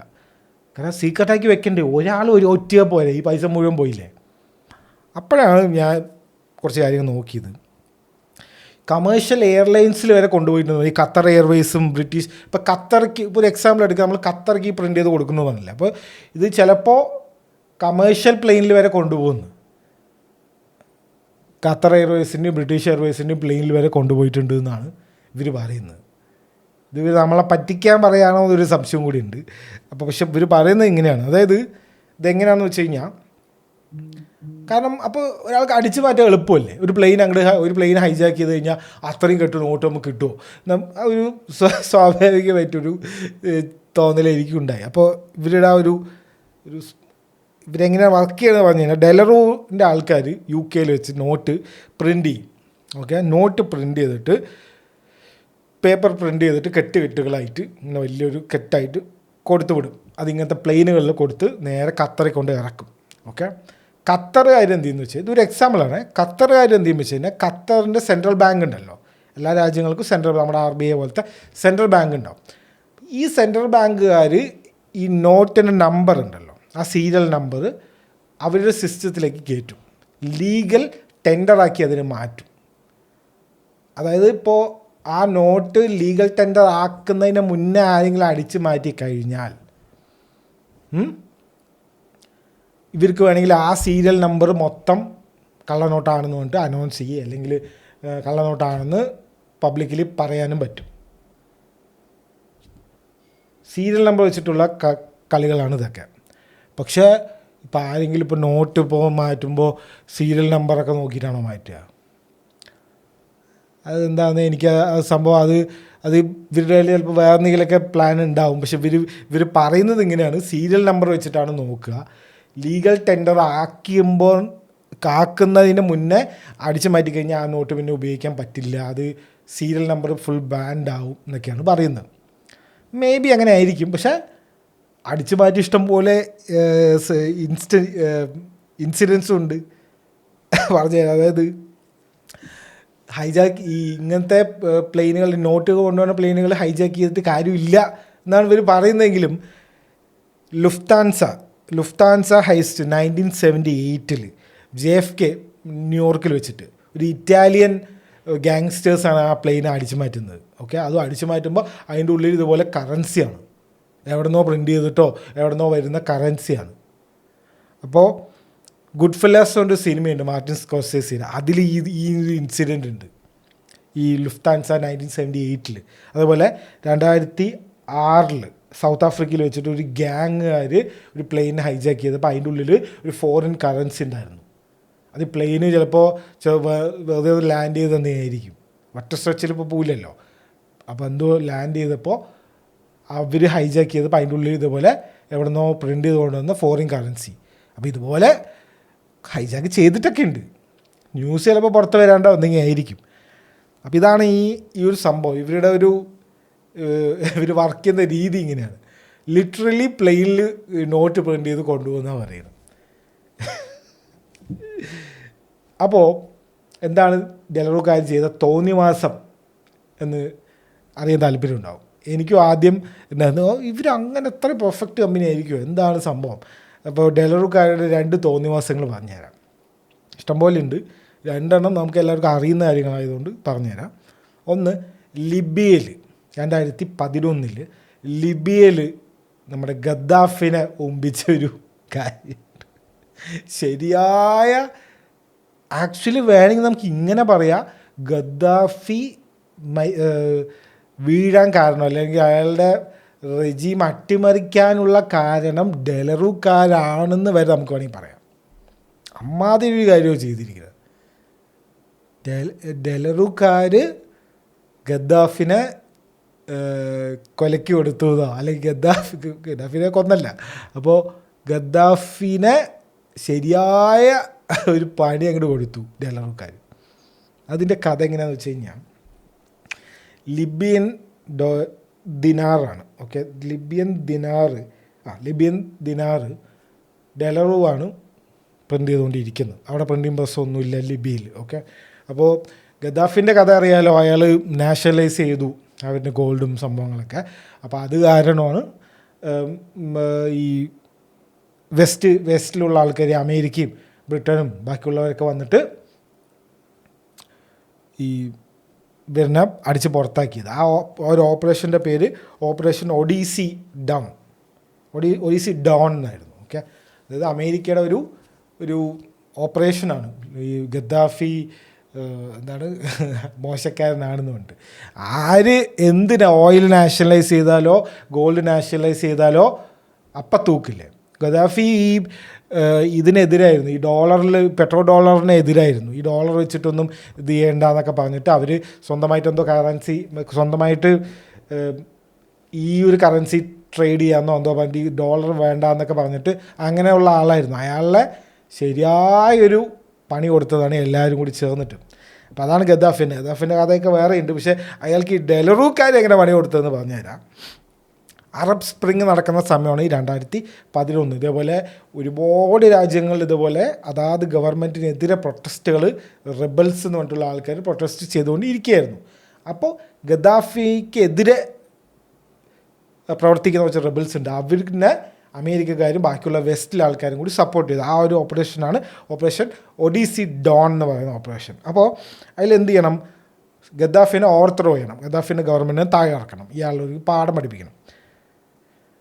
1.5 ബില്യൺ ഡോളേഴ്സ്, 1-2 അല്ല, 1.5 ബില്യൺ ഡോളേഴ്സ് ലിബിയൻ ദിനാർ ആയിട്ട്, ലിബിയൻ ദിനാർക്ക് കൺവേർട്ട് ചെയ്യുമ്പോൾ 1.86 ബില്യൺ ലിബിയൻ ദിനാർ എവിടെയുണ്ട്? നോർത്ത് ഇംഗ്ലണ്ടിലെ ഒരു വെയർ ഹൗസിലുണ്ട്. ആരുടെ വെയർ ഹൗസാണത്? ഡെലറൂക്കാരുടെ വെയർ ഹൗസാണ്. അപ്പോൾ ഗദ്ദാഫി ഫോണെടുത്ത് വിളിക്കുകയാണ്, ഡെലറു, എനിക്ക് എൻ്റെ പൈസ കൊണ്ട് കൊണ്ടുപോവാ, എന്താ സംഭവിച്ചത്? നാട്ടിൽ വളരെ പ്രശ്നം നടക്കുകയാണ്, ഇവിടെ എൻ്റെ എതിരായിട്ട് ഓരോ റിബൽസ് ഇറങ്ങിയിട്ടുണ്ട്, അതുപോലെ എനിക്ക് അവരെ ഫൈറ്റ് ചെയ്യണമെങ്കിൽ എൻ്റെ പട്ടാളക്കാർക്കും എൻ്റെ കൂടെയുള്ള ആൾക്കാർക്കൊക്കെ പൈസ കൊടുക്കണം, ഇല്ലെങ്കിൽ എൻ്റെ ഗവൺമെൻറ് ഇപ്പോൾ താഴെ വീഴും. നിങ്ങളൊരു കാര്യം ചെയ്യ്, വെയർ ഹൗസിലുണ്ടല്ലോ, ഞാൻ നിങ്ങൾക്ക് ഓൾറെഡി ഇതിനൊക്കെയുള്ള പൈസ ഓൾറെഡി പേ ചെയ്തുകൊണ്ടാണല്ലോ അതൊക്കെ പ്രിൻറ്റ് ചെയ്ത് വെക്കുന്നത്. അല്ലാണ്ട് ഇപ്പോൾ എന്നാൽ കുറച്ച് ലിബിയൻ ദിനാർ പ്രിൻറ്റ് ചെയ്ത് വെക്കുക എന്ന് പറഞ്ഞിട്ട് ആയിരിക്കില്ലല്ലോ. ഇവർ ഓൾറെഡി അതിനുള്ള പൈസയൊക്കെ മേടിച്ചിട്ടുണ്ടാവും. അപ്പോൾ ഓൾറെഡി പൈസയൊക്കെ കൊടുത്ത് ഡീൽ സൈൻ ചെയ്ത സാധനമാണ്, ഇതിൻ്റെ വെയർ ഹൗസിലിരിക്കുകയാണ്. ഒന്ന് കൊണ്ടുപോകാന്ന് പറഞ്ഞിട്ട് ഗദ്ദാഫിയും ഗദ്ദാഫിൻ്റെ കൂടെ ഉള്ളവരും വിളിക്കുകയാണ്. അപ്പോൾ ഇവർ ഡെലറുകാർ എന്ത് ചെയ്തു വെച്ച് കഴിഞ്ഞാൽ UK ഗവൺമെൻറ്റിനെ അറിയിച്ചു. കാരണം ഇവരായിട്ട് ഡീലുണ്ട്, ഈ ഡെലറൂയ്ക്ക് നേരിട്ട് ഒന്നും ഇടപെടാൻ പറ്റില്ല. ഇവരെന്ത് ചെയ്ത്, മിലിറ്ററി കൺട്രോൾ ബ്രിട്ടൻ്റെ കയ്യിലാണല്ലോ. അപ്പോൾ ബ്രിട്ടൻകാരനെ വിളിച്ചു. ബ്രിട്ടൻകാർ ഇവർ ലിബിയൻ്റെ കാര്യം അടുത്ത് പറയാണ്, ഗദ്ദാഫിൻ്റെ ആൾക്കാരടുത്ത് പറയണം, ഇത് ഒരുപാടുണ്ടല്ലോ പൈസ, അപ്പോൾ നമുക്ക് ഇത് അങ്ങനെ പെട്ടെന്ന് അങ്ങനെ പറഞ്ഞാൽ അങ്ങനെ കൊണ്ടുവരാൻ പറ്റില്ല, കുറച്ച് സമയം വേണം. എന്താണെന്ന് വെച്ച് കഴിഞ്ഞാൽ ഞങ്ങൾക്ക് ഒരു സെക്യൂരിറ്റിയൊക്കെ ചെയ്യണം. കാരണം അറിയാമല്ലോ, അപ്പോൾ ഞാൻ നേരത്തെ പറഞ്ഞത് ഭയങ്കര സെക്യൂരിറ്റി ആവശ്യമായിട്ടുള്ള കാര്യമാണല്ലോ. അപ്പോൾ 20 ആർമേഡ് വെഹിക്കിൾസ് അത് ഇതൊക്കെ വേണം. അപ്പോൾ ഇതൊക്കെ അറേഞ്ച് ചെയ്യാൻ കുറച്ച് സമയം വേണം, എത്തിക്കാം, പ്രശ്നമൊന്നുമില്ല, പേടിക്കൊന്നും വേണ്ട, ഗദ്ദാഫി സാർ സാധനം എത്തിച്ചിരിക്കും എന്ന് പറഞ്ഞിട്ട് ഇവർ ഉറപ്പ് കൊടുക്കുകയാണ്. ഡെലറുകാർക്ക് അപ്പോഴും ഒന്നും പറ്റില്ല എന്നോ, ഇത് അത് ചെയ്യാൻ പറ്റില്ല, ഇത് പറ്റില്ല, ഒന്നും പറയാൻ പറ്റില്ല. 48 മണിക്കൂർ വെയിറ്റ് ചെയ്യിപ്പിച്ചു. ഓക്കെ, ആ 48 മണിക്കൂറിൽ എന്ത് സംഭവിച്ചു എന്ന് വെച്ച് കഴിഞ്ഞാൽ UN സാങ്ഷൻസ് പ്രഖ്യാപിച്ചു ലിബിയക്കെതിരെ. 48 മണിക്കൂർ ബ്രിട്ടനുകാർക്ക് അറിയാം UN 48 മണിക്കൂറിൻ്റെ ഉള്ളിൽ സാങ്ഷൻസ് വരും എന്ന് UK അറിയാം, ബ്രിട്ടനുകാർക്ക് അറിയാം. അത് അറിയാമല്ലോ, അമേരിക്ക ഇവരൊക്കെ എന്താണ് എന്തോ ഒരു സംഭവം, എന്ത് കമ്മിറ്റിയാണ്, എന്താണ് ആ ഒരു സംഭവത്തിലുള്ളതാണല്ലോ. UN കാര്യങ്ങളൊക്കെ തീരുമാനിക്കുന്നതൊക്കെ ഇവരാണല്ലോ, അമേരിക്കയും ഈ ഉള്ള വെസ്റ്റിലെ ടീംസൊക്കെ ആണല്ലോ. അവർക്കറിയാം ഈ 48 മണിക്കൂറിൽ ഇത് വരുന്നത്. സാങ്ഷൻസ് വന്ന എന്താ കാര്യം? ഒന്നും പിന്നെ കച്ചവടവും ഇല്ല, ഒന്നുമില്ല. ഏത് രാജ്യമായിട്ടും ഒരു സാധനവും കൊടുക്കും വേണ്ട. ഡെലറുവിൻ്റെ ഡീല് ഈ സാങ്ഷൻസ് അതിനെ നള്ളിഫൈ ചെയ്യും. സാങ്ഷൻസ് വന്നു കഴിഞ്ഞാൽ പിന്നെ ഡെലറുമായിട്ടുള്ള ഡീല് ക്യാൻസൽ ആവുക എന്തോ ചെയ്യും. പിന്നെ അവർക്കത് കൊടുത്തില്ലെങ്കിലും കുഴപ്പമില്ല. അങ്ങനെ 48 മണിക്കൂർ വെയിറ്റ് ചെയ്യിപ്പിച്ച് അവസാനം സാങ്ഷൻസ് വരുത്തിച്ചിട്ട് അവസാനം പറഞ്ഞു പൈസയില്ല, ഒന്നുമില്ല, പൊടയുന്നുണ്ട്. ഗദ്ദാഫിൻ്റെ മൂഞ്ചിച്ചു വിട്ടു. പൈസ ഉണ്ട് എവിടെ? ബ്രിട്ടനിൽ. പക്ഷെ അത് ലിബിയക്ക് എത്തിക്കാൻ പറ്റുന്നില്ല. ഇതാണ് ഈ റഷ്യക്കാരും മറ്റവരൊക്കെ ഈ ബിറ്റ് കോയിനും മറ്റേതൊക്കെ നോക്കുന്നത്. എന്താണ് ഇതാണ്? കാരണം ഈ നോട്ട് അല്ലെങ്കിൽ കറൻസി എന്ന് പറഞ്ഞാൽ ഇത് ഭയങ്കര ഫിസിക്കൽ സാധനമാണ്. ഇതിന് വെയിറ്റും ഈ പണ്ടാരത്തിന് സെക്യൂരിറ്റിയും ഒക്കെ കൊടുക്കണം. ബിറ്റ് കോയിൻ എന്നൊക്കെ പറഞ്ഞത് ഇവിടെ ആർക്ക് വേണമെങ്കിൽ അയച്ചു വിടാമല്ലോ. ആർക്ക് അയച്ചു എന്നും കൂടെ അറിയില്ല. കുറേ വാലറ്റ് അഡ്രസ്സ് മാത്രം ഇങ്ങനെ കാണിക്കും. ഇതൊക്കെ കൊണ്ടാണ് റഷ്യക്കെതിരെ സാങ്ഷൻസ് വന്നപ്പോൾ ബിറ്റ് കോയിൻ്റെ വിലയൊക്കെ നല്ലോണം കൂടിയിട്ടുണ്ട്. കാരണം എന്താ, റഷ്യയിൽ ഇപ്പോൾ അവിടുത്തെ ഒളിഗാർക്സും അവിടുത്തെ ആൾക്കാരൊക്കെ വലിയ വലിയ കാരണം ഇവരുടെയൊക്കെ പ്രോപ്പർട്ടികൾ ഇങ്ങനെ പല രാജ്യത്തായിരിക്കുമല്ലോ. അപ്പോൾ അവരെങ്ങനെയാണ് ഈ സാധനങ്ങൾ അങ്ങോട്ടും ഇങ്ങോട്ടും കൊടുക്കുന്നത്? ബിറ്റ് കോയിൻ വഴി, സിമ്പിൾ. അപ്പോൾ അതാണ് ഗദ്ദാഫിനെ മൂഞ്ചിച്ച കഥ. അവിടെ നിന്നുകൊണ്ട് കഴിഞ്ഞോ? ഇല്ല. എന്ത് സംഭവിച്ചു വെച്ചാൽ ഇത് ശരിയായൊരു സംഭവം എന്താ വെച്ച് കഴിഞ്ഞാൽ, ഗദ്ദാഫി വീണു 2011 പുള്ളി തകർന്നു, ഗവൺമെൻറ് താഴെ വീണു. ഈ $1.5 ബില്യൺ ഇല്ലേ, UK സാങ്ഷൻസ് കഴിഞ്ഞല്ലോ, ഗദ്ദാഫി വീണപ്പോൾ സാങ്ഷൻസ് കഴിഞ്ഞു. ഇവർ നേരെ പൈസ എടുത്തിട്ട് ആര് കൊടുത്തിരിക്കുക? റബൽസില്ലേ, ഇയാൾക്കെതിരെ പ്രവർത്തിച്ചില്ലേ അറബ് സ്പ്രിങ്ങിൽ, അവർക്കോട് കൊടുത്തിരിക്കുക.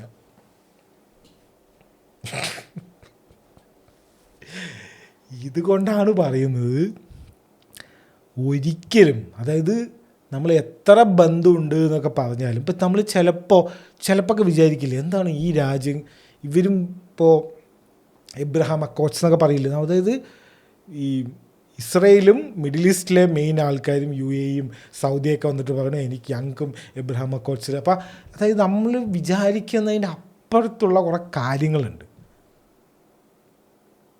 അത് നമുക്ക് ഇപ്പോൾ നോക്ക്, ഇങ്ങനൊരു സംഭവമുണ്ട്. അതായത് നമ്മളൊരു നോട്ട് പ്രിൻറ്റ് ചെയ്യാൻ UK വേണമെങ്കിൽ UK ഗവൺമെൻറ്റിന് നമുക്ക് ആ പൈസ തരാതിരിക്കുക, അവർക്ക് ഇഷ്ടമുള്ള ആൾക്ക് ആ പൈസ കൊണ്ട് കൊടുക്കുക. ഏത് സീന്? അത് വല്ലാത്തൊരു സീന്. ഇതാണ് ഒരിക്കലും തേർഡ് പാർട്ടി ആൾക്കാർക്ക് കൊടുക്കരുത് എന്ന് പറയുന്നതിൻ്റെ ഒരു മെയിൻ എക്സാമ്പിൾ. അതിൻ്റെ ഒരു ഭീകരത അങ്ങ് മനസ്സിലാവുന്നുണ്ട്. ഇവർ ആ കറക്റ്റ് സമയത്ത് ആ പൈസ കൊടുത്തതാണെങ്കിലോ ചിലപ്പോൾ ഗദ്ദാഫി ഇപ്പോൾ ജീവനോടെ ഉണ്ടാവും. കാരണം എല്ലാവർക്കും പൈസയും എല്ലാവർക്കും സാധനങ്ങളൊക്കെ ഉണ്ടെങ്കിൽ എന്താണ്, സിമ്പിളായിട്ട് കാര്യം നടന്നു പോകും. ഇതാണ് കാര്യം. ഇനി ഇവരുടെ രണ്ടാമത്തെ തോന്നിവാസം, ഇത് റീസെൻ്റായിട്ട്, ഇതും ഈ 2011 ഇതും 2011 കാലഘട്ടത്തിലാണ്. റീസെൻ്റായിട്ട് ഒരു രാജ്യം ഉണ്ടായിട്ടുണ്ടായിരുന്നു. ഞാൻ ആ സുഡാൻ്റെ ഹിസ്റ്ററിയും ആ സംഭവം, ആ ഒരു ജനസൈഡിൻ്റെ കാര്യമൊക്കെ പറഞ്ഞപ്പോൾ ഡീറ്റെയിലായിട്ട് ആ ഒരു പോഡ്കാസ്റ്റിൽ എക്സ്പ്ലെയിൻ ചെയ്തതാണ്. അതിന് ഇൻട്രസ്റ്റിംഗ് ആയിട്ടുള്ളൊരു സംഭവം തന്നെയാണ് ഈ സുഡാൻ്റെ കേസും. സൗത്ത് സുഡാനുണ്ട്, നോർത്ത് സുഡാനുണ്ട്. ഓക്കെ, സൗത്ത് സുഡാനിലാണ് ഓയിലൊക്കെ, ഗോൾഡും ഉണ്ട്. ഓയിൽ മെയിനായിട്ടുള്ളത് സൗത്ത് സുഡാനിലാണ്. പക്ഷേ ഓയിൽ വേറെ രാജ്യങ്ങൾക്ക് കൊണ്ടുപോകണമെങ്കിൽ പോർട്ട് നോർത്തിലാണ്. അപ്പോൾ അങ്ങനത്തെ കുറേ സംഭവങ്ങളൊക്കെയാണ് അവിടെ.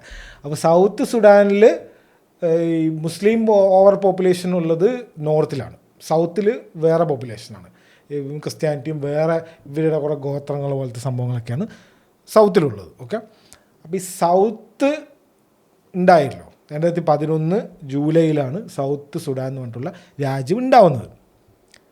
അപ്പോൾ എന്ത് വേണം? പുതിയ രാജ്യമാണെങ്കിൽ എന്ത് വേണം? നോട്ട് വേണം, പുതിയ ഫ്ലാഗ് വേണം, നാഷണൽ ആന്തം വേണം, എല്ലാം വേണം. നോട്ട് എന്ന് കേട്ടപ്പോൾ ആര് വന്ന്? ഡെലറൂക്കാർ വന്നു. ഡെലറൂക്കാരാണ് സുഡാൻ്റെ നോട്ട് പ്രിൻ്റ് ചെയ്യാനുള്ള ഡീല് അവർക്കാണ് കിട്ടുന്നത്. ഓക്കെ, അപ്പോൾ എന്ത് സംഭവിച്ചു എന്ന് വെച്ച് കഴിഞ്ഞാൽ 2019 ഇതിപ്പോൾ 2011 നടന്ന കാര്യമാണ്. സൗത്ത് സുഡാൻ എന്ന രാജ്യം ഉണ്ടായി, അതിൻ്റെ നോട്ട് പ്രിൻ്റ് ചെയ്ത് ഡെലറൂക്കാർ കിട്ടി. എന്നിട്ട് കുറച്ച് മുന്നോട്ട് വന്ന് 2019 ഈ SFO എന്ന് പറയും, ഈ FBI എന്നൊക്കെ പറയുന്ന പോലെ ഈ UK അകത്തന്നുള്ള അവരുടെ ഇൻറ്റേർണൽ ഒരു ഇൻവെസ്റ്റിഗേറ്റീവ് ഏജൻസിയാണ് SFO. ഈ SFOക്കാർ ഒരു കാര്യം കണ്ടുപിടിക്കുകയാണ്, ഡെലറൂക്കാർക്ക് ഈ സൗത്ത് സുഡാൻ്റെ ഡീല് കിട്ടിയത്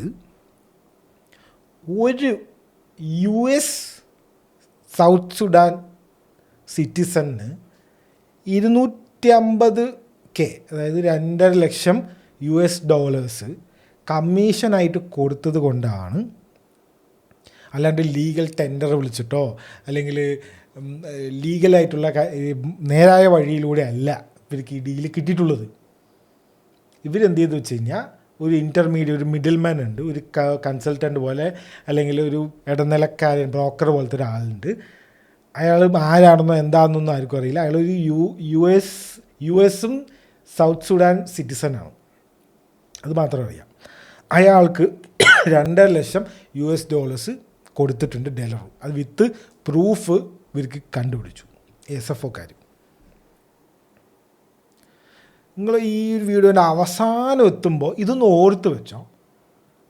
ഈ കാര്യം ഒന്ന് ഓർത്ത് വെച്ചു. ഈ സൗത്ത് സുഡാനിൽ ഇവർക്ക് എങ്ങനെ ഈ ഡീല് കിട്ടിയതെന്ന് ഓർത്ത് വെച്ചോ. പനാമ പേപ്പേഴ്സിൻ്റെ അവിടേക്ക് എത്തും.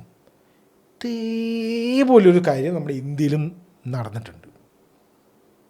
അത് how are they getting these deals ഭയങ്കര ഇമ്പോർട്ടൻ്റാണ്. അതിൻ്റെ ഒരു പ്രൈം എക്സാമ്പിളാണിത്. ഇത് കണ്ടുപിടിച്ചത് വേറെ രാജ്യക്കാരോ അല്ലെങ്കിൽ കോൺസ്പിരസി ഒന്നും അല്ല. UK ബേസ്ഡ് ആയിട്ടുള്ള അവരുടെ ഇൻവെസ്റ്റിഗേറ്റീവ് ഏജൻസി കണ്ടുപിടിച്ചതാണ്. ഇവർക്ക് ഇങ്ങനെ ഈ ഇല്ലീഗൽ ഡീൽസൊക്കെ കിട്ടുന്നത് ഇല്ലീഗലായിട്ടാണ്. അതിലെ ആൾക്കാർക്ക് ഇങ്ങനെ ഇൻ്റർമീഡിയേറ്ററി ആൾക്കാർക്ക് ബ്രൈബും പോലത്തെ പൈസ കൊടുത്തിട്ടാണ് ഡീൽ കിട്ടുന്നത്. ഇതൊന്ന് ആലോചിച്ച് വെച്ചോ കേട്ടോ. ഇത് 2011 സൗത്ത് സുഡാനിൽ നടന്നു. ഇതേപോലൊരു സംഭവം 2004 നമ്മുടെ ഇന്ത്യയിലും നടക്കുന്നുണ്ട്. അതാണ് ഈ ഒരു മെയിൻ വീഡിയോൻ്റെ സംഭവം തന്നെ. അപ്പോൾ എന്ത് സംഭവിച്ചു? നിങ്ങൾ അറസ്റ്റ് ചെയ്തോ? ഇല്ല. ഡെലവർക്കാർക്ക് എന്തെങ്കിലും പ്രശ്നമുണ്ടോ? ഇല്ല. കാരണം എന്താ? ഇങ്ങനത്തുള്ള കേസുകളിലൊന്നും ഈ പ്രോസിക്യൂഷനും ഇതൊന്നും നടക്കില്ല. കാരണം എവിഡൻസ് എവിടെ? തെളിവ് സാക്ഷി ആര് പറയും? സൗത്ത് സുഡാനിൽ അവിടെ യുദ്ധവും അവിടെ മറ്റ് ജെനിസൈഡും നടന്നുകൊണ്ടിരിക്കുകയാണ്. അതിൻ്റെ ഇടയ്ക്ക് പോയിട്ട് ഇവർ UK ഈ SFO അവിടെ പോയിട്ട് ഞങ്ങൾ ഒരു കേസ് അന്വേഷിക്കാൻ വന്നതെന്ന് പറഞ്ഞാൽ അവർ വെടിവെച്ച് വിടും. അവിടെ എന്താണ് RSFും അങ്ങനെ എന്തൊക്കെയോ 2-3 റാപ്പിഡ് സർവീസ് ഫോഴ്സും അങ്ങനെ എന്തൊക്കെയോ 2 ടീംസുകൾ തമ്മിൽ അവിടെ ജെനിസൈഡ് നടന്നുകൊണ്ടിരിക്കുകയാണ്. അതിൻ്റെ ഇടയിൽ പോയിട്ട് ഇവർ കേസ് അന്വേഷിക്കാൻ പോയി കഴിഞ്ഞാൽ ഒരു ഉണ്ട മെഴുങ്ങിയിട്ട് വരേണ്ടി വരും. അപ്പോൾ അതുകൊണ്ട് ഒന്നും സംഭവിച്ചില്ല. ഡെലവർക്കാരും സേഫ്, ഇവരും സേഫ്. പക്ഷെ ഇങ്ങനെ ഒരു കാര്യമുണ്ട്, നമുക്കത് മതി. നമ്മുടെ ഇന്ത്യയിലേക്ക് തന്നെ തിരിച്ചു വന്നു കഴിഞ്ഞാൽ ഇനി നമ്മുടെ ഹിസ്റ്ററിക്ക് തന്നെ തിരിച്ചു വന്നു കഴിഞ്ഞാൽ നമ്മളൊരു ഓഫ് ടോപ്പിക്ക് പോയതാണ്, ഇന്ത്യക്ക് തന്നെ വരാം. 1928 നമ്മളിപ്പോൾ നിൽക്കുന്നത്. നമ്മൾ നാസിക്കിൽ ആദ്യമായിട്ട് നമ്മൾ പ്രിൻറ്റിങ് പ്രസ് സ്റ്റാർട്ട് ചെയ്തു. അപ്പോഴും നമ്മൾ പേപ്പറും ഇങ്കും ബാക്കിയുള്ള ടെക്നോളജീസൊക്കെ നമ്മൾ അപ്പോഴും എടുക്കുന്നത് ഡെലറുകാരൻ്റെ കയ്യിൽ നിന്ന് തന്നെയാണ്. പേപ്പറും ടെക്നോളജീസും മെയിനായിട്ട് നമ്മൾ അപ്പോഴും എടുത്തുകൊണ്ടിരുന്നത്. നമുക്ക് സ്വന്തമായിട്ട് പ്രിൻറ്റിംഗ് ഒക്കെ ഉണ്ട്, പക്ഷെ സാധനങ്ങളൊക്കെ അവിടെ നിന്ന് വരണം. പേപ്പറടക്കം ഡെലറിൽ നിന്ന് വരണം. കാരണം ഈ നോട്ട് പ്രിൻ്റ് ചെയ്യാൻ അങ്ങനെ ഇതൊക്കെ ഇവർ സ്ഥിരമായി ചെയ്തുകൊണ്ടിരിക്കുന്ന ആൾക്കാരില്ലേ. അപ്പോൾ അവരുടെ കയ്യിൽ ഈ സാധനമൊക്കെ ഉണ്ട്. നമ്മളിത് നോട്ട് പ്രിൻ്റ് ചെയ്യാന്നൊക്കെ ഈ പേപ്പർ ഉണ്ടാക്കാന്നൊക്കെ പറയുന്നതിരി പണിയാണ്. കാരണം ഇതിൽ എന്തെങ്കിലും ഒരു മാർജിൻ ഓഫ് എററൊന്നും ഇല്ലല്ലോ. ഇത് എന്തെങ്കിലും ഒരു പ്രശ്നം പറ്റിക്കഴിഞ്ഞാൽ രാജ്യമേ അവസാനിക്കും. അപ്പോൾ അങ്ങനെ റിസ്ക് എടുക്കാനൊന്നും പറ്റില്ല. ഇപ്പം നമ്മുടെ അവസ്ഥ എന്താ? ഇപ്പം എത്ര പ്രസ്സുണ്ട്? 4 പ്രസ്സുണ്ട്. 2 പ്രോപ്പർ ഗവൺമെൻറ്റിൻ്റെ അണ്ടറിൽ, 2 RBIൻ്റെ അണ്ടറിൽ. നാസിക്കിൽ 1928 നാസിക്കിൽ സ്റ്റാർട്ട് ചെയ്തു. 1974 ദേവാസ് എന്ന് പറഞ്ഞിട്ടുള്ള മധ്യപ്രദേശിൽ ഒരെണ്ണം സ്റ്റാർട്ട് ചെയ്തു. മൈസൂരിൽ അതാണ് ഈ RBIൻ്റെ അണ്ടറിലുള്ളത്. മൈസൂരിലാണ് ഈ 2000 നോട്ടൊക്കെ അവിടെയാണ് പ്രിൻ്റ് ചെയ്തത്. സൽബോണി എന്ന് പറഞ്ഞിട്ടുള്ള സ്ഥലം വെസ്റ്റ് ബംഗാൾ. ഇത് രണ്ടും RBIൻ്റെ അണ്ടറിലാണ്. അപ്പോൾ ഇങ്ങനെയാണ് ഈ ഒരു സംഭവത്തിൻ്റെ ഒരു സ്ട്രക്ചർ ഇപ്പോൾ ഉള്ളത്. അപ്പോൾ ഇനി നമുക്കൊരു പാകിസ്ഥാൻ്റെ ഇതൊന്ന് പോയിട്ട് വരാം.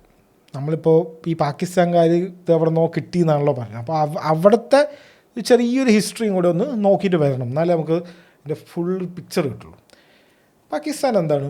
പാകിസ്ഥാൻ ഇല്ലല്ലോ. 1947-8 അതുവരെ പാകിസ്ഥാൻ എന്ന് പറഞ്ഞൊരു രാജ്യമേ ഇല്ലല്ലോ. നമ്മളൊക്കെ ഒന്ന് തന്നെയല്ലേ. അപ്പോൾ നമ്മൾ ഡെലറൂൻ്റെ പ്രിൻറ്റിങ് തന്നെ ഇവിടെയും വ്യത്യാസമൊന്നുമില്ല. മീൻസ് നമ്മൾ പ്രിൻ്റ് ചെയ്യുന്നു, നമ്മുടെ കറൻസി തന്നെയാണ് അവർ യൂസ് ചെയ്യുന്നത്.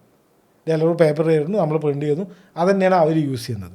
1947 കഴിഞ്ഞിട്ട് ഫസ്റ്റ് ഇയർ പാകിസ്ഥാന് ഇൻഡിപെൻഡൻസ് കിട്ടിയിട്ടും ഫസ്റ്റ് ഇയർ നമ്മുടെ കറൻസി തന്നെയാണ് അവർ യൂസ് ചെയ്തുകൊണ്ടിരുന്നത്.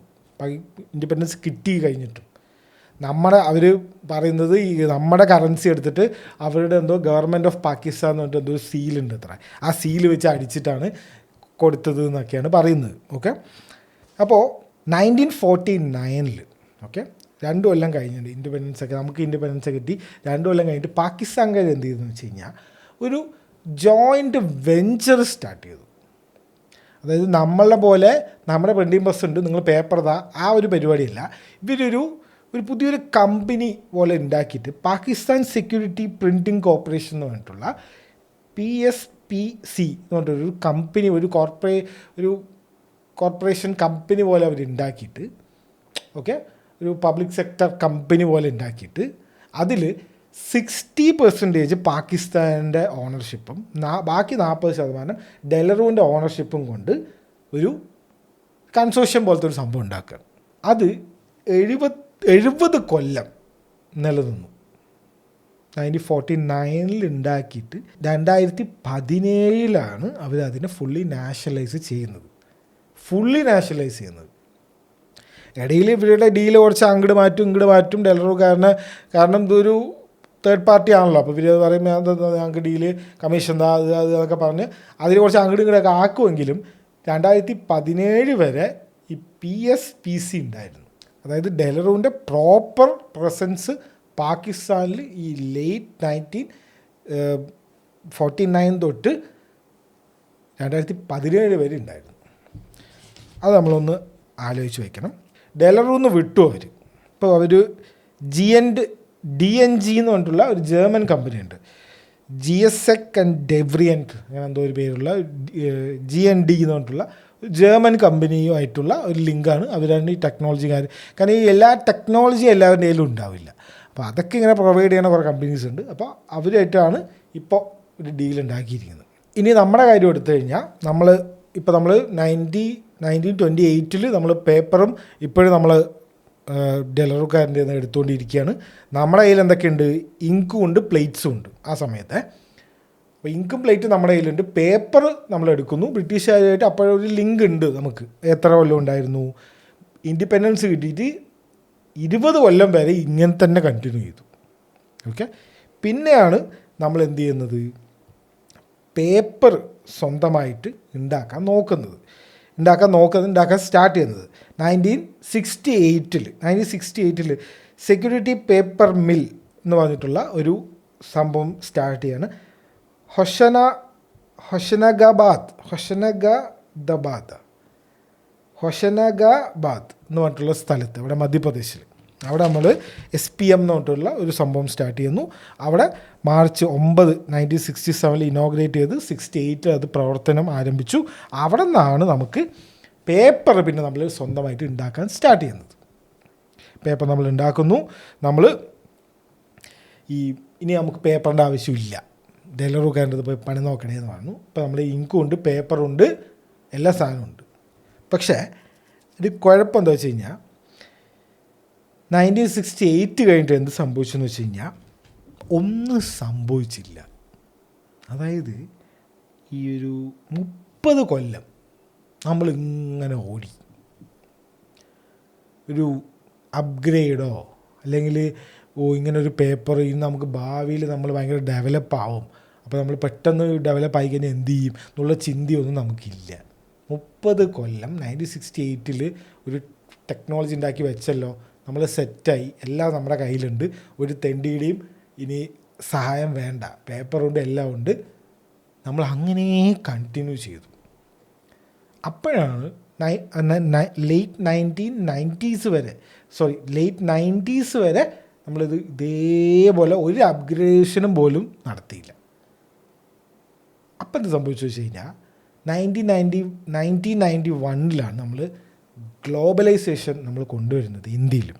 അപ്പോൾ അത് ഭയങ്കര ഒരു ബൂസ്റ്റായിരുന്നു. അതായത് പുറമെയുള്ള രാജ്യങ്ങളിലുള്ള ഇൻവെസ്റ്റ്മെൻറ്റ്സും കാര്യങ്ങളൊക്കെ വരാൻ തുടങ്ങി. മൻമോഹൻ സിംഗ് ആണ് ഇത് കൊണ്ടുവന്ന്, ആ കഥയൊക്കെ അറിയാമല്ലോ. പുള്ളി ഫിനാൻസ് മിനിസ്റ്റർ ആയിരുന്നപ്പോഴോ അങ്ങനെ എന്തോ ആണ് ഇതൊക്കെ കൊണ്ടുവരുന്നത്. അപ്പോൾ ഗ്ലോബലൈസേഷൻ വന്നു. ഇന്ത്യ പെട്ടെന്നൊരു ബൂമിലേക്ക് കിടക്കുകയാണ് ഈ ലേറ്റ് 1990s. ഓക്കെ, ഈ ഗ്ലോബലൈസേഷൻ വന്നതുകൊണ്ട്.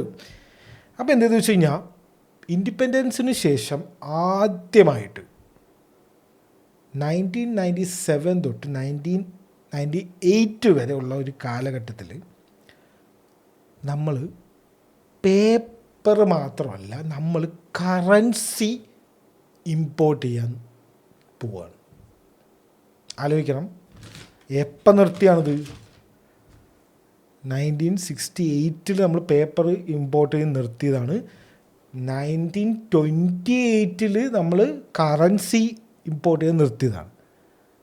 ആക്ച്വലി പറയുകയാണെങ്കിൽ എന്താ പറയുക, ഓൾമോസ്റ്റ് ലൈക്ക് 80 ഇയേഴ്സ് കഴിഞ്ഞിട്ട് നമ്മൾ എന്ത് ചെയ്യുമെന്ന് വെച്ച് കഴിഞ്ഞാൽ കറൻസി ഇമ്പോർട്ട് ചെയ്യാൻ പോകണം.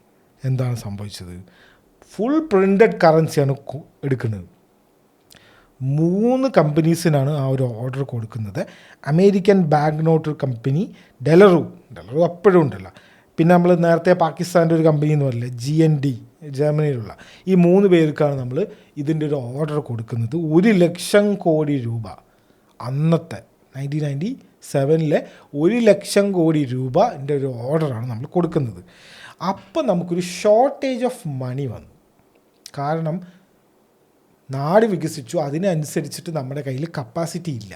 കാരണം എന്താ, നമ്മളൊന്നും ഡെവലപ്പ് ചെയ്തില്ല.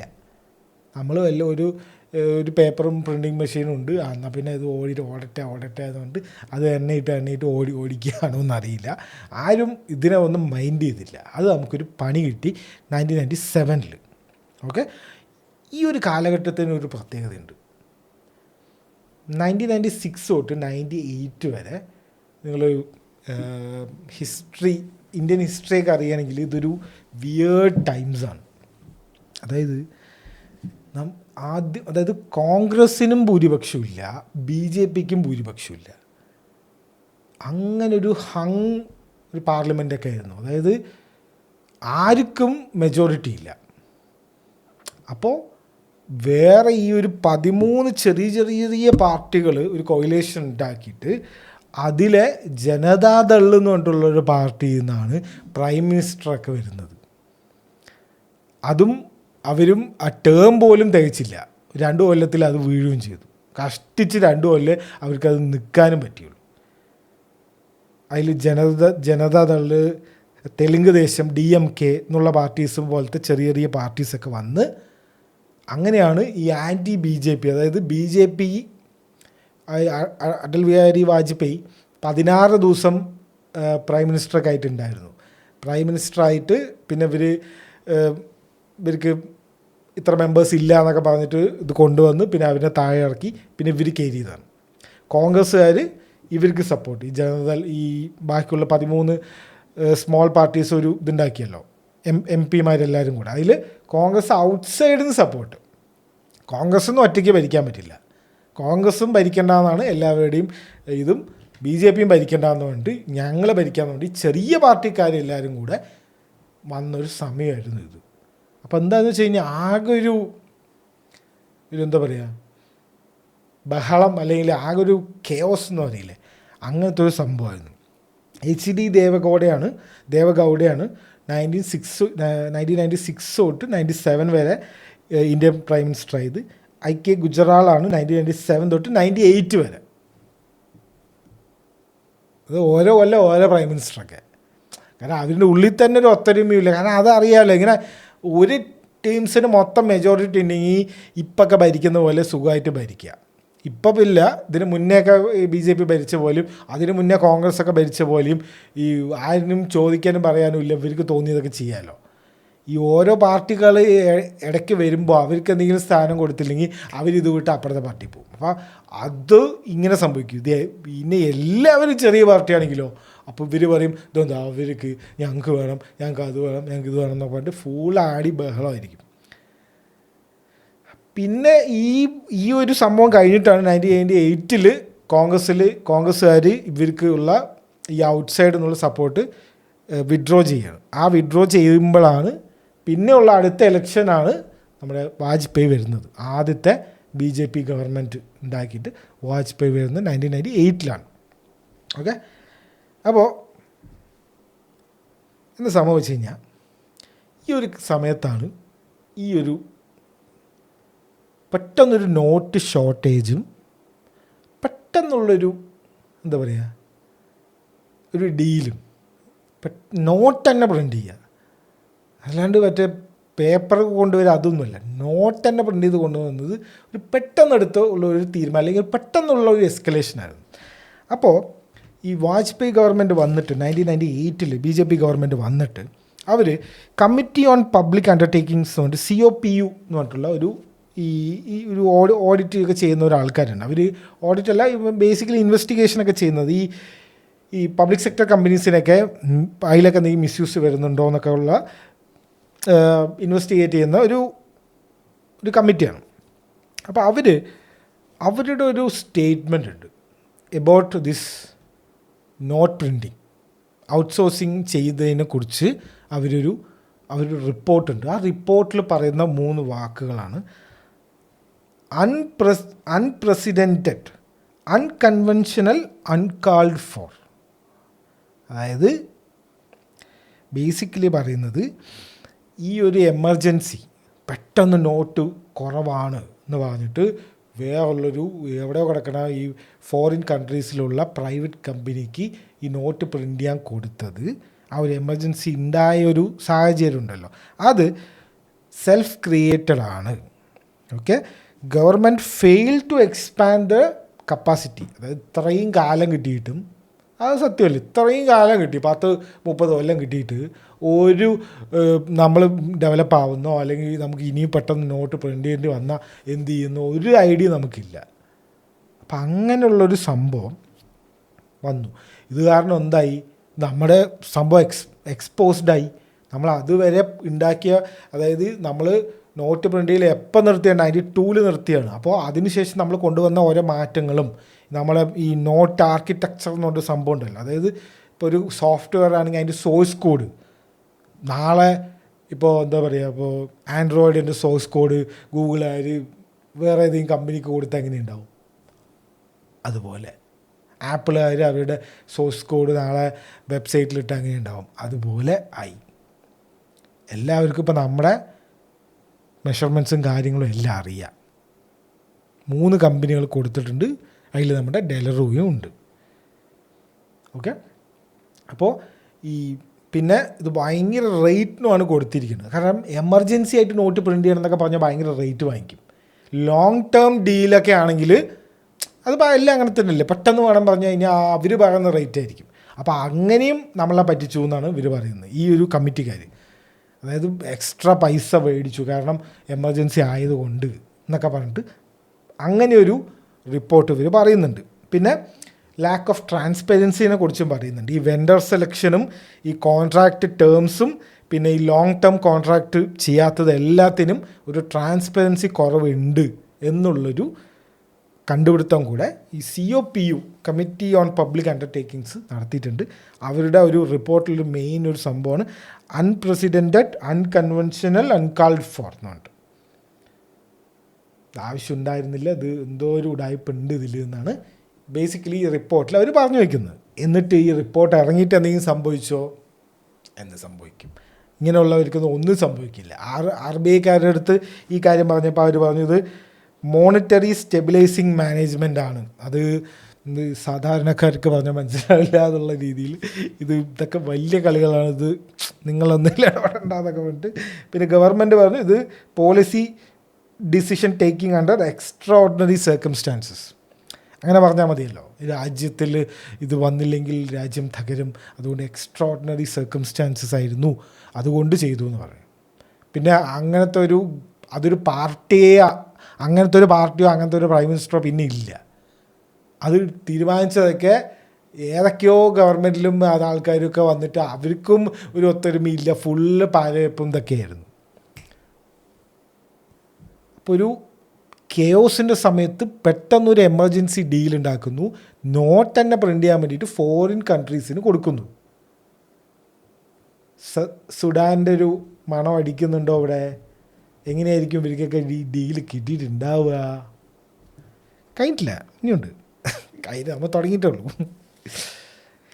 പിന്നെ എന്ത് സംഭവിച്ചെന്ന് വെച്ച് കഴിഞ്ഞാൽ ഇനി അത് കഴിഞ്ഞു കേട്ടോ. അപ്പോൾ അത് കഴിഞ്ഞ് നമ്മൾ 1998 വരെ നമ്മളെത്തി. പിന്നെ അത് കഴിഞ്ഞിട്ട് കുറച്ച് കാലം കഴിഞ്ഞു, 2004 ഒക്കെ കാലഘട്ടത്തിലെത്തിയപ്പോൾ എന്ത് സംഭവിച്ചെന്ന് വെച്ച് കഴിഞ്ഞാൽ ഇത് നമുക്കിത് പ്രൂവ് ചെയ്യാൻ പറ്റില്ല. മറ്റേ ഡോഗ്സിൻ്റെ മീമ് പോലെ, ഡെക്സ്റ്ററുടെ ഡോഗ്സ് ആൻഡ് മീമില്ലേ, നമുക്കിങ്ങനെ പ്രൂവ് ചെയ്യാൻ പറ്റില്ല. പക്ഷേ ഒരു പാറ്റേൺ നമുക്ക് കണ്ടുപിടിക്കാൻ പറ്റും. ഈ ഇപ്പോൾ ഇത് നമ്മൾ ഫോറിൻ ആൾക്കാർക്ക് നമ്മുടെ എല്ലാ കാര്യങ്ങളും അറിയാം. ഇപ്പം അതിൻ്റെ മെഷർമെൻറ്റും കാര്യങ്ങളൊക്കെ അറിയാം.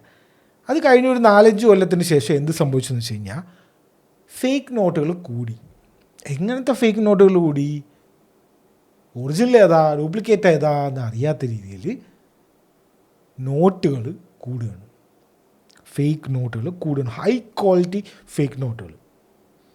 ഓക്കെ, മനസ്സിലാവുന്നില്ല അത് ഏതാ ഒറിജിനൽ ഇതെന്ന്. അപ്പോൾ RBI ഒരു സംഭവം കൊണ്ടുവന്നു. നമുക്കൊരു പുതിയ ഫീച്ചർ കൊണ്ടുവരാം. ഓക്കെ, എന്ത് ഫീച്ചറാണ്? നമ്മൾ ഈ നോട്ടിലെ ഒരു വെർട്ടിക്കൽ ഒരു വര കണ്ടിട്ടില്ലേ? അതിനെ കളർ ഷിഫ്റ്റ് ത്രെഡ് എന്നാണ് പറയുന്നത്. അതായത് അതിന് ലൈറ്റിലേക്ക് വെച്ച് കഴിഞ്ഞാൽ ആ വര ഇങ്ങനെ വെച്ച് കഴിഞ്ഞാൽ ബ്ലൂ കളറാവും, ഇങ്ങനെ വെച്ച് കഴിഞ്ഞാൽ ഒരു പച്ച കളറാവും. ആ ഒരു വര അതിലിങ്ങനെ കുനുകുനുവിനോ പോലെ എന്തൊക്കെയോ എഴുതിയിട്ടുണ്ടാവും. അപ്പോൾ അതെന്താ സംഭവിച്ചു കഴിഞ്ഞാൽ അത് ഭയങ്കര ഒരു ഡീറ്റെയിലിംഗ് സംഭവമാണ്. ഇത് ഫേക്ക് ചെയ്യണമെങ്കിൽ ഇത് നല്ല പണിയാണ്. സാധാരണ ഒരു ഓപ്പറേഷനൊന്നും അത് ഉണ്ടാക്കാൻ പറ്റില്ല. ഈ എന്താ പറയുക, നമ്മുടെ കുടിൽ വ്യവസായം പോലെ അങ്ങനത്തെ പരിപാടിയില്ല. ഈ നോട്ട് ഞങ്ങൾ തന്നെ പ്രിൻ്റ് ചെയ്യാൻ വേണ്ടിയുള്ള കുറേ ടീംസ് ഉണ്ടല്ലോ, അവർക്കൊന്നും ഇത് ഫേക്ക് ചെയ്യാൻ പറ്റില്ല. അതൊരു പണിയാണ്. ഗാന്ധിജിനെ വാട്ടർമാർക്ക് ആക്കലും അതൊക്കെ എല്ലാവർക്കും പറ്റും. പക്ഷെ ഇതാണ് പരിപാടി. അപ്പോൾ ഇതൊരു നല്ലൊരു തീരുമാനം RBI കൊണ്ടുപോയി. കാരണം കള്ളനോട്ട് പെരുകാൻ തുടങ്ങി. ഓക്കെ, കൊണ്ടുവരികയാണ്. 2004 എന്തായി? മൻമോഹൻ സിംഗിൻ്റെ ഗവൺമെൻറ് വന്നു. മെയ് ആ ഒരു സമയത്താണ് വാജ്പേയി ഗവൺമെൻറ് കഴിഞ്ഞു, മൻമോഹൻ സിംഗിൻ്റെ ഗവൺമെൻറ് വരികയാണ്. അപ്പോൾ RBI ഒരു തീരുമാനം എടുക്കുന്നു, ഞങ്ങൾക്ക് വെർട്ടിക്കൽ ലൈനുള്ള ഒരു പുതിയൊരു ടെക്നോളജി വേണം. അതിൻ്റെ ലൈറ്റിൻ്റെ വരുമ്പോൾ കളർ ചേഞ്ച് ആവണം. സ്മോൾ എൻഗ്രേവിങ്സ് അതിൽ വേണം. ഹാർഡർ ടു കൗണ്ടർ ഫീറ്റ് എന്ന് പറഞ്ഞിട്ടുള്ള ഒരു സംഭവം കൊണ്ടുവരികയാണ്. അതായത് കൗണ്ടർ ഫീറ്റ് കറൻസി ഉണ്ടാക്കാൻ ഇനി ബുദ്ധിമുട്ടാണ്. അപ്പം ഇതിങ്ങനെ ഒരു സംഭവം കൊണ്ടുവരണം. ആർക്കായിരിക്കും ഒരു പാറ്റേൺ? ഇപ്പം നിങ്ങൾ ഇത്രയും കേട്ടല്ലോ, അപ്പോൾ നിങ്ങൾ പറയും ആർക്കായിരിക്കും ഈ ഡീൽ കിട്ടിയിട്ടുണ്ടാവുക? ഇത്രേ ഉള്ളൂ.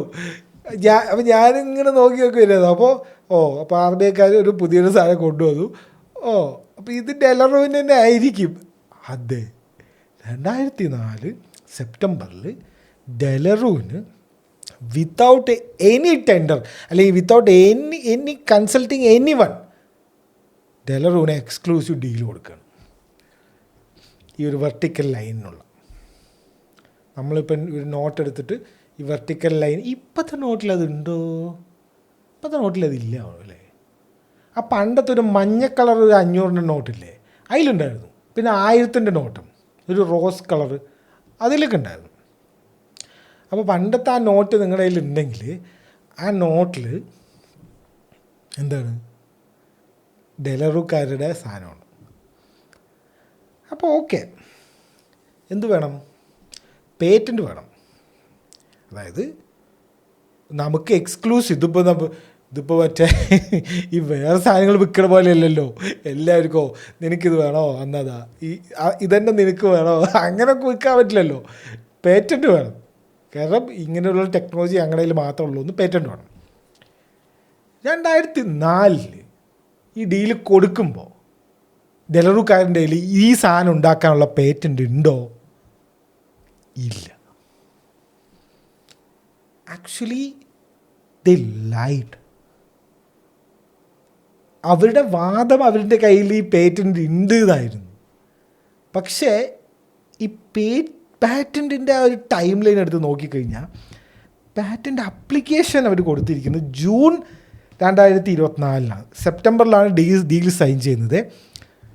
ജൂൺ, ജൂലൈ, ഓഗസ്റ്റ്, അതൊരു 3 മാസത്തിന് മുന്നെയാണ് അവർ പേറ്റൻറ്റിന് അപ്ലൈ ചെയ്തിരിക്കുന്നത്.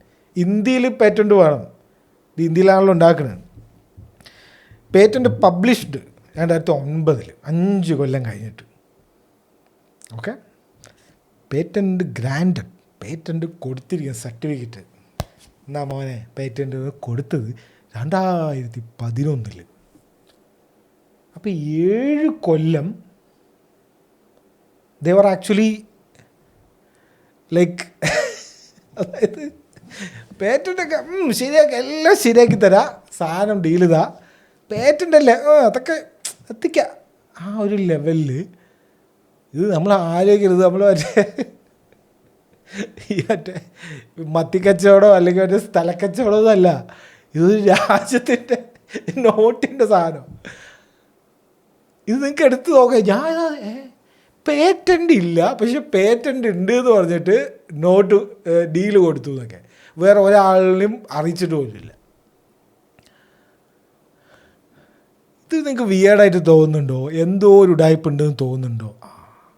ഇതിനുള്ള ആൻസർ കുറച്ച് കഴിയുമ്പോൾ ഇപ്പം തന്നെ വരും. CBIൻ്റെയും ഈ 2 മെയിൻ സാധനങ്ങളാണ് ഇനി വരാനുള്ളത്. ഇതിൻ്റെയൊക്കെ എവിഡൻസസ് ആണ് ഇനി വരാനുള്ളത്. ഒന്ന് പനാമ പേപ്പേഴ്സ് എന്നൊരു സംഭവം, പിന്നെ ഒന്ന് CBI എൻക്വയറിയും 2023 ഓക്കെ. അത് ഇതിലേക്ക് നമുക്ക് വരാം. അപ്പോൾ ഈ 2016 വരെ ശരിയാണ് കണ്ട, ഞാൻ പറഞ്ഞത് ശരിയാണ്. ഇപ്പോഴത്തെ നോട്ടിലില്ല ഈ സാധനം. 2016 വരെ ഈ ഡെലറൂൻ്റെ സെക്യൂരിറ്റി ത്രെഡുള്ള വെർട്ടിക്കൽ ലൈനുള്ള നോട്ടുകളായിരുന്നു നമ്മുടെ കയ്യിൽ. ഡീമോണിറ്റൈസേഷൻ വരുന്നവരെ പുതിയ 2000-ൻ്റെയും പുതിയ 500 നോട്ടിൽ അതില്ല. മനസ്സിലാവട്ടെ നിങ്ങൾക്ക്?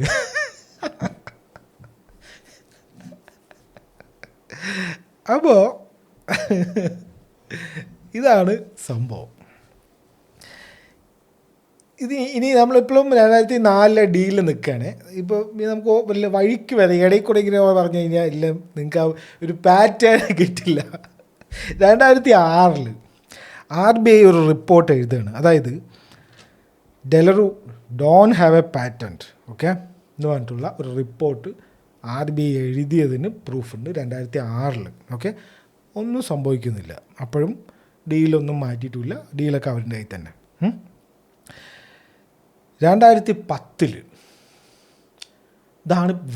ഇതാണ് പാറ്റേൺ എന്ന് പറയുന്നത്. നമ്മൾ 1998 നമ്മുടെ സോഴ്സ് കോഡ്, നമ്മുടെ ഡിസൈൻസ് എല്ലാം നാട്ടുകാർക്ക് മുഴുവൻ കാണിച്ചു കൊടുത്തപ്പോൾ, അല്ലെങ്കിൽ വേറെയുള്ള ഫോറിൻ പ്രിൻറ്റിങ് പ്രസ്സിന് കാണിച്ചു കൊടുത്തപ്പോൾ ഒരു 5 കൊല്ലം കഴിയുമ്പോഴേക്കും അതിൻ്റെ ഫേക്ക് കറൻസികൾ, പക്ക ഫേക്ക് കറൻസികൾ ഇറങ്ങാൻ തുടങ്ങി. പിന്നെ ഈ ഡെലറൂവിന് ഈ ഒരു സംഭവം കൊടുത്തപ്പോൾ വീണ്ടും നോക്കൂ എന്ത് സംഭവിച്ചു വെച്ച് കഴിഞ്ഞാൽ, ഹൈ ക്വാളിറ്റി ഫേക്ക് കറൻസി 2010 കാലഘട്ടത്തിൽ ഇതേപോലെ കുറേ ഫേക്ക് കറൻസികൾ കിട്ടുകയാണ്. അതിലൊരു പ്രത്യേക ഒരു കേസ് എന്താ വെച്ച് കഴിഞ്ഞാൽ, NIA കുറച്ച് തീവ്രവാദികളുടെ നിന്ന് കറൻസികൾ പിടിക്കുക, ഫേക്ക് കറൻസികൾ. അപ്പോൾ അതിലെന്താ സംഭവം വെച്ച് കഴിഞ്ഞാൽ, ഈ പിടിച്ച പേപ്പറില്ലേ, ഈ ഒരു പിടിച്ച paper actually similar to India's paper. അതായത് നമ്മുടെ പേപ്പർ ഉണ്ടല്ലോ, നമ്മുടെ പേപ്പറിൻ്റെ സെയിം കെമിക്കൽ സംഭവം, ആ ഒരു കെമിക്കൽ ഒരു പരിപാടി ഉണ്ടല്ലോ, അവർ നോട്ടൊക്കെ പിന്നെ എന്തെങ്കിലും മുക്കി നോക്കുക എന്തെങ്കിലും ഉണ്ടല്ലോ, കെമിക്കൽ കോമ്പോസിഷൻ സെയിം, നമ്മുടെ പേപ്പറിൻ്റെ അതേ സാധനം. അതായത് തീവ്രവാദികളുടെ കയ്യിൽ നിന്ന് പിടിച്ച നോട്ട് നമ്മുടെ പേപ്പറുമായിട്ട് same. How can is this even possible? Okay, അപ്പോഴാണ് നമ്മൾ ഇനി ഞാൻ പറയാൻ പോകുന്ന കാര്യമാണ് ഈ ഒരു വീഡിയോൻ്റെ തന്നെ ക്രേസി പാർട്ട്. ഓക്കെ, ഇത് നമ്മളൊരു അങ്ങനെ നമ്മൾ ചിന്തിക്കുന്ന ഒരു സാധനമാണ്. എന്താ പറഞ്ഞുതരാം. അതായത് ഈ പേപ്പറിൻ്റെ കാര്യം പറഞ്ഞില്ലേ, ഈ 2004 ഉണ്ടാക്കിയ ഡീല് എങ്ങനെയാണ്, ആ വെർട്ടിക്കൽ ലൈൻസ് വരുന്ന സെക്യൂരിറ്റി ത്രെഡ് എന്ന് പറഞ്ഞിട്ടുള്ള സംഭവം ഡെലറുമായിട്ട് ഉണ്ടാക്കിയ ഡീൽ എങ്ങനെയാണെന്ന് വെച്ച് കഴിഞ്ഞാൽ, ഈ ത്രെഡ് മാത്രം ഒരു ലോഡായിട്ട് മേടിച്ചിട്ട് അത് ഈ പേപ്പറിൽ പശ വെച്ച് ഒട്ടിക്കുകയല്ല. This is kind of like ഈ ത്രെഡാണ് DNA ഓഫ് ദ പേപ്പർ, അല്ലെങ്കിൽ DNA ഓഫ് ദ കറൻസി. അല്ലെങ്കിൽ നമുക്കൊരു എക്സാമ്പിൾ പറഞ്ഞാൽ മൈക്രോ ചിപ്പ് പ്രോസസ്സർ എന്ന് പറയില്ല, കമ്പ്യൂട്ടറിൻ്റെ മോണിറ്ററും കീബോർഡും ഇതൊക്കെ ഉണ്ടായിട്ട് കാര്യമില്ലല്ലോ, പ്രോസസ്സർ വേണ്ടേ. ആ പ്രൊസസ്സർ പോലെയാണ് ത്രെഡ് വരുന്നത്. അതുണ്ടാക്കുന്നത് ഡെലറോ ആണ്. അപ്പോൾ ഇത് മാത്രം മേടിച്ചിട്ട് പേപ്പർ കൊണ്ട് ഒട്ടിക്കാൻ പറ്റില്ല. മനസ്സിലാവുന്നുണ്ടോ? ഇതിൻ്റെ ഇല്ലാത്ത പേറ്റൻ്റ് ആണ് അവരുണ്ട് എന്ന് പറഞ്ഞിട്ടാണ് ഇത് മേടിച്ചിരിക്കുന്നത്. അത് വേറെ കാര്യം. പക്ഷേ ഇപ്പം നമ്മൾ എന്ത് ചെയ്തു? ആക്ച്വലി അവർ നമ്മളൊരു ട്രാപ്പിൽ കുടുക്കി. ഇവർ നമ്മളായിട്ടൊരു ഡീൽ ഉണ്ടാക്കിയിട്ട് അവർ ആക്ച്വലി എന്താ ചെയ്തതെന്ന് വെച്ച് കഴിഞ്ഞാൽ, വേറെ ഒരാളുടെ അടുത്തും ഇനി നമുക്ക് പേപ്പർ മേടിക്കാൻ പറ്റില്ല. പേപ്പർ മാത്രം മേടിക്കാൻ നമുക്കിനി വേറെ ആൾക്കാരുടെ നിന്ന് പറ്റില്ല. നമ്മുടെ ഓൾറെഡി ഉള്ള ഈ ഒരു സ്ഥലം ഉണ്ടല്ലോ, എന്താ അതിൻ്റെ സ്ഥലത്ത് ഒരു മൊബാദിശോ എന്തൊരു മറ്റേ ഹൊഷൻഗബാദിൽ നമ്മൾ പേപ്പർ ഉണ്ടാക്കിക്കൊണ്ടിരിക്കുന്നുണ്ട്. അവിടെ എങ്ങനെയാണെന്ന് വെച്ച് കഴിഞ്ഞാൽ ഇവരുടെ ത്രെഡ് ഒരു ലോഡായിട്ട് വന്ന് അതും ഈ പേപ്പറുമായിട്ട് ഇൻറ്റഗ്രേറ്റ് ചെയ്തിട്ട് ചെയ്യിക്കണം. അവിടുത്തെ മെഷീൻസും കാര്യങ്ങളൊക്കെ ഔട്ട്ഡേറ്റഡ് ആണ്. പിന്നെ ഇവർ എന്ത് ചെയ്തു വെച്ച് കഴിഞ്ഞാൽ മനഃപൂർവ്വം ഈ ഷിപ്മെൻറ്റ്സ് വെയിറ്റ് ചെയ്യിപ്പിച്ചു, ഡിലേ ചെയ്യിപ്പിച്ചു. എന്ത് ത്രെഡ് മാത്രമായിട്ട് കൊടുക്കുന്നത് ഡിലേ ചെയ്യിപ്പിച്ചു. ഇവർ ത്രെഡ് അയച്ചില്ലെങ്കിൽ നമുക്കിവിടെ പേപ്പർ പ്രിൻ്റ് ചെയ്യാൻ പറ്റില്ല. ഈ ഫാക്ടറി ആക്ച്വലി പൂട്ടി കിടക്കണ പോലെ. കാരണം ഇതുകൊണ്ട് കാര്യമില്ല. ഈ ത്രെഡ് ഉണ്ടെങ്കിലേ ഈ പേപ്പറേ പ്രിൻ്റ് ചെയ്യാൻ പറ്റുള്ളൂ. ആ സംഭവം മനസ്സിലാവുന്നുണ്ട്. അപ്പോൾ ആക്ച്വലി നമുക്കിനി പേപ്പർ എടുക്കണമെങ്കിൽ ഡെലറുകാരൻ്റെ കയ്യിൽ നിന്ന് എടുക്കാൻ പറ്റുള്ളൂ. ഈ ത്രെഡ് ഡീല് കിട്ടിയത് കൊണ്ടാണ് അവർക്ക് അങ്ങനെ ചെയ്യാൻ പറ്റുന്നത്. ആ ഒരു സംഭവം മനസ്സിലാവുന്നുണ്ടോ? 2004 ഒരു വേറെ ആരും കോമ്പറ്റീഷൻ ഒന്നും വിളിക്കാണ്ട് ഇല്ലാത്ത പേറ്റൻറ്റ് എടുത്തിട്ട്, ഇല്ലാത്ത പേറ്റൻറ്റ് ഉണ്ട് എന്ന് പറഞ്ഞിട്ട് ആ കിട്ടിയ ഡീല് കാരണം we are force to take their പേപ്പറും ത്രെഡും കൂടി ഒരുമിച്ചിട്ടാണ് വരിക ആ ഇതിൽ. അല്ലാണ്ട് ഇത് മറ്റേ പശ വെച്ച് ഒട്ടിക്കുന്ന പോലത്തെ പരിപാടിയല്ല. നമുക്ക് വേറെ ഒരു കമ്പനീൻ്റെ നിന്ന് പോകാനും പറ്റില്ല. പേപ്പർ മാത്രമായിട്ട് മേടിച്ചിട്ട് രണ്ടും കൂടി ഒട്ടിക്കാനും പറ്റില്ല. അസംബിളിങ് നടക്കില്ല. സോ നല്ലൊരു ട്രാപ്പിലാണ് കുടുങ്ങിയിരിക്കുന്നത്. ഇപ്പം നമുക്കറിയാം 2017 വരെ പാകിസ്ഥാനും പേപ്പർ സപ്ലൈ ചെയ്തുകൊണ്ടിരുന്നത്, ആ പരിധി വരെ പേപ്പർ സപ്ലൈ ചെയ്തുകൊണ്ടിരുന്നത് ഡെലറോ ആണ്. നമുക്കും പേപ്പർ സപ്ലൈ ചെയ്തുകൊണ്ടിരുന്നത് ഡെലറോ ആണ്. ഓക്കെ. സോ ഒരു സപ്ലയറാണ് രണ്ട് രാജ്യങ്ങൾക്കും. ഈ രണ്ട് രാജ്യങ്ങളാണെങ്കിൽ തമ്മിൽ ഈ പാകിസ്ഥാൻകാരാണെങ്കിൽ നമ്മളെ എപ്പോഴാണ് പാര വയ്ക്കുക, നമുക്ക് എപ്പോഴാണ് പണി തരിക എന്ന് പറഞ്ഞിട്ട് നോക്കിയിരിക്കുകയാണ്. നമ്മളാണെങ്കിൽ അവരുടെയും ശത്രുവാണ്. ആ സംഭവം മനസ്സിലാവുന്നുണ്ടോ? അപ്പോൾ ഇങ്ങനെയാണ് ഈ ഒരു സംഭവം തീവ്രവാദികളുടെ ഇത് പിടിച്ചപ്പോൾ എല്ലാ ടെസ്റ്റിലും നമ്മുടെ പേപ്പറും ഈ ഫേക്ക് കറൻസിയും സെയിം ആവുകയാണ്. ഫേക്ക് കറൻസി അത്രയും ഒറിജിനൽ. പിന്നെ വേറൊരു സംഭവം ഉണ്ടായിരുന്നു. ഒരു ബൾക്ക് ഡീല് നടന്നിട്ടുണ്ടായിരുന്നു 2009. 2000 ടണ്ണിൻ്റെ അടുത്ത് പേപ്പർ നമ്മൾ അവരുടെ ബൾക്കായിട്ട് മേടിച്ചു. ഓക്കെ. അത് എന്തോ ഇങ്ങനെ ഇതേപോലെ വീണ്ടും ഒരു ഷോർട്ടേജ് എന്നൊക്കെ പറഞ്ഞിട്ട്, കാരണം പേപ്പർ ഷോർട്ടേജ് വരുമല്ലോ. ഈ ഹൊഷനാബാദിലെ ഇത് അവർ സാധനം വെച്ചില്ലെങ്കിൽ സ്റ്റക്കാണ്. അപ്പോൾ അവർ ഒരു ഷോർട്ടേജ് പോലെ ഉണ്ടാക്കി, ഒരു ബൂം വന്ന് ഷോർട്ടേജ് പോലെ ഉണ്ടാക്കി, ഡിമാൻഡിൻ്റെ ബൂം വന്നിട്ട് ഷോർട്ടേജ് പോലെ ആയി. അവസാനം നമുക്കൊരു ബൾക്ക് പർച്ചേസ് ചെയ്യേണ്ടി വന്നു 2000 ടണ്ണിൻ്റെ. അവിടെ ഒരു കുഴപ്പം എന്താ വെച്ച് കഴിഞ്ഞാൽ സെപ്റ്റംബർ 10 2010 ഡെലറുകാരെ അഡ്മിറ്റ് ചെയ്തു പബ്ലിക്കലി. ഇത് പബ്ലിക്കായിട്ടുള്ള രേഖയാണ് കേട്ടോ. അതായത് their employees faked quality check. അതായത് നമുക്ക് തന്ന പേപ്പർ ആക്ച്വലി ക്വാളിറ്റി ഇല്ലാത്ത പേപ്പറാണ്. അത് ഈ ബൾക്ക് ഓർഡർ മേടിച്ചില്ലേ, 2000 ടണ്ണിൻ്റെ ഒരു പെട്ടെന്നൊരു എമർജൻസി ഒരു ബൾക്ക് ഓർഡർ മേടിച്ചതിൽ നമ്മൾ കുടുങ്ങി. നമുക്ക് തന്ന പേപ്പർ ക്വാളിറ്റി ഇല്ലാത്ത പേപ്പറാണ്. അത് അവർ അഡ്മിറ്റ് ചെയ്യുന്നുണ്ട്. അവരേത് കമ്പനിക്കാർ, ഞങ്ങളുടെ എംപ്ലോയീസ് കുറച്ച് പേര് ഒരു അബദ്ധം പറ്റിയതാണ്, ഞങ്ങൾ ക്വാളിറ്റി ചെക്ക് ചെയ്യാൻ പറ്റിയില്ല. ഇതൊക്കെ ഇത് പറയുന്നത് ഒരു രാജ്യത്തിൻ്റെ കറൻസിൻ്റെ കാര്യമാണ്. അതുകൂടെ ആലോചിക്കണം. എങ്ങനെയുണ്ട്? അപ്പോൾ നമ്മുടെ ഫിനാൻസ് മിനിസ്റ്റർ എന്ന് പറഞ്ഞാൽ പ്രണബ് മുഖർജിയാണ്. ഓക്കെ, പ്രണബ് മുഖർജി അത് കഴിഞ്ഞിട്ട് എന്ത് ചെയ്തെന്ന് വെച്ച് കഴിഞ്ഞാൽ ഇവരുടെ ഒരു പബ്ലിക്കലി ബാൻഡ് അല്ല, എന്നാലും ഇവരെന്നെ ബ്ലാക്ക് ലിസ്റ്റ് ചെയ്തപോലെ ഇട്ടു ഈ ഡെലറു എന്ന് പറഞ്ഞ കമ്പനി. കാരണം നമുക്ക് ഈ സബ്സ്റ്റാൻഡേർഡ് പേപ്പർ തന്നു എന്നുള്ള രീതിയിൽ അവർക്കുള്ള സെക്യൂരിറ്റി ക്ലിയറൻസും അങ്ങനത്തുള്ള കാര്യങ്ങളൊക്കെ എടുത്തു വിട്ടു. ഡെലറുകാരിനി ഇവിടെ വേണ്ട എന്ന് പറഞ്ഞിട്ട്. പിന്നെ ഇതിൽ നമ്മൾ വേറൊരു ഇപ്പോൾ നമ്മൾ ഈ ഫേക്ക് നോട്ടുകളൊക്കെ പിടിച്ചു എന്ന് പറഞ്ഞില്ല, ഇതിൽ വേറൊരു സംഭവം കൂടെ ഭയങ്കര ഇമ്പോർട്ടൻ്റ് ആയിട്ടുള്ളത് എന്താ വെച്ച് കഴിഞ്ഞാൽ ഓൾഡർ നോട്ട്സ് ഉണ്ടല്ലോ. അതായത് ഓൾഡർ നോട്ട്സ് നമ്മുടെ നോട്ടുമായിട്ട് പക്ക മാച്ച്. കുറച്ച് പഴയ നോട്ടുകൾ 2010 കാര്യമാണ് പറഞ്ഞേ. ഓൾഡർ നോട്ടുകൾ പക്ക നമ്മളായിട്ട് പക്ക സംഭവം. അത് അതിൻ്റെ ഒരു ലിസ്റ്റ് ഉണ്ട്. അതായത് സെക്യൂരിറ്റി ത്രെഡ് കറക്റ്റ് അതേപോലെ ഫേക്ക് നോട്ടിൻ്റെ. ഓക്കെ, 2004 ഈ സെക്യൂരിറ്റി ത്രെഡ് കൊണ്ടുവരിക. അതിന് ശേഷവും ഇങ്ങനെ ഇടയ്ക്ക് മാറ്റങ്ങളൊക്കെ ഇങ്ങനെ വരുത്തിക്കൊണ്ടേയിരിക്കും പുതിയതായിട്ട്. സെക്യൂരിറ്റി ത്രെഡിൻ്റെ ആ വെർട്ടിക്കൽ ലൈനിൻ്റെ എല്ലാം ടു ദ മില്ലി ആ ഒരു സംഭവം ഉണ്ടല്ലോ, മില്ലിമീറ്റർ അല്ല, ആ പോയിൻറ്റ് അതടക്കം സെയിം ഡയമെൻഷൻ്റെ. അതിൻ്റെ വിൻഡോ സ്പേസിങ്, അതിൻ്റെ വിത്ത്, മെയിനായിട്ട് അതിൻ്റെ വിത്താണ്. ആ വിത്തിൻ്റെ correct to the decimal point കിട്ടണം.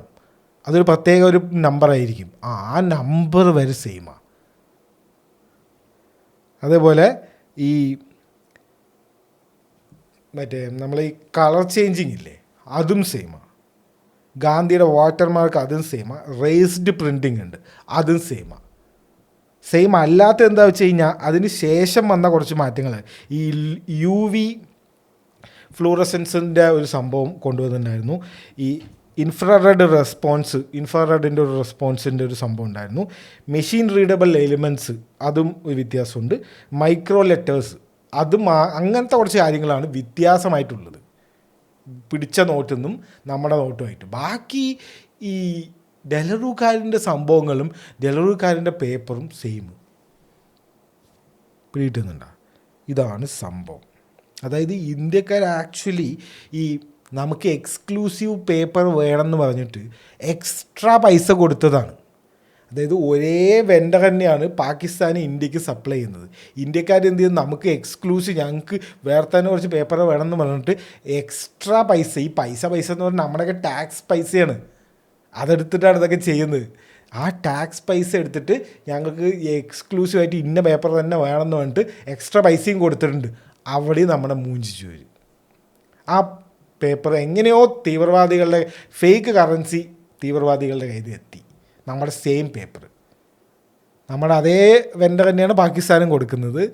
സോ ആ ഒരു സംഭവം മനസ്സിലാവുന്നുണ്ടോ?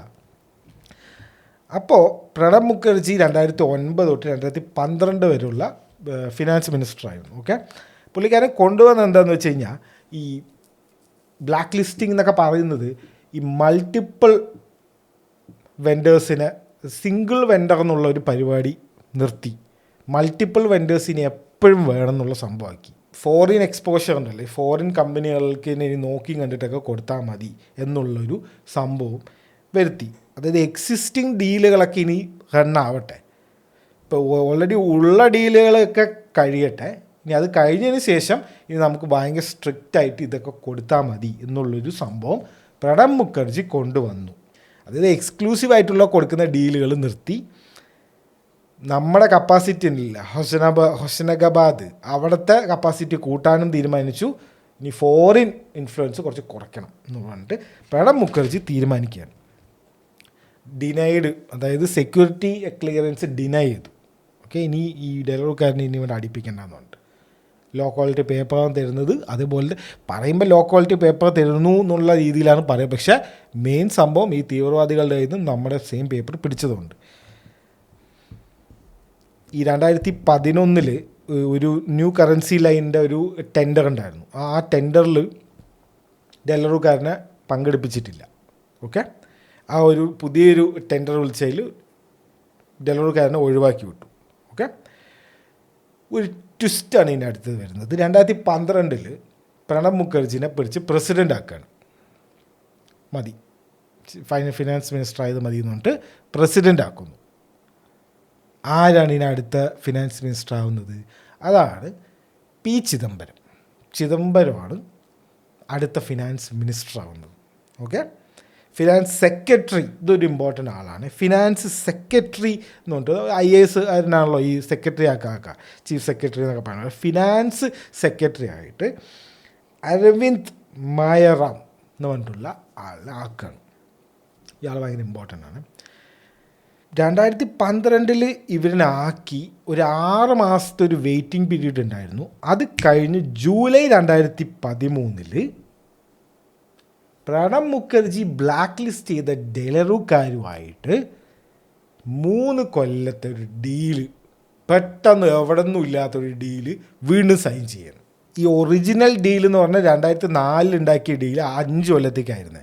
പിന്നെ 2009 തൊട്ട് 2012 വരെ 3 തവണ ഇത് റിന്യൂ ചെയ്തു. ഓക്കെ, പിന്നെ ഇനി ഒന്നും ചെയ്യുന്നില്ല എന്ന് പറഞ്ഞിട്ട്, അതായത് ജനുവരി ടു ജൂൺ 2013 വരെ ഇവരുമായിട്ട് ഒരു കണക്ഷനും ഇല്ല, ഇനി ഇവരായിട്ടുള്ള പരിപാടിയില്ല എന്ന് പറഞ്ഞിട്ട് നിർത്തി. ഇനി വേറെ ആൾക്കാർക്ക് കൊടുക്കുക എന്ന് പറഞ്ഞിട്ട് ഇരിക്കുകയായിരുന്നു.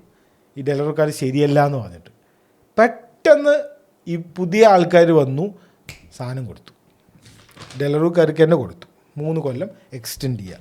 2015 ഡിസംബർ 31 വരെ ഡീൽ എക്സ്റ്റെൻഡ് ചെയ്തു. ഓക്കെ, അതാണ് ഇവർ ചെയ്തത്. ഇനിയാണ് നമ്മൾ വേറൊരു കാര്യം വരുന്നത്. CBI കേസ് എന്ന് പറഞ്ഞില്ലേ? ഓക്കെ, CBI കേസിൻ്റെ കാര്യം കൂടി പറയാം. അത് പറഞ്ഞിട്ട് വന്നിട്ട് പനാമ പേപ്പറിലേക്ക് കിടക്കാം. CBI കേസ് വരുന്നത് എങ്ങനെയാണെന്ന് വെച്ച് കഴിഞ്ഞാൽ 2017 ഫെബ്രുവരി 14 chief vigilance officer of finance ministry ഒരു ഫോർമൽ കംപ്ലയിൻറ്റ് കൊടുക്കുകയാണ് CBIക്ക്.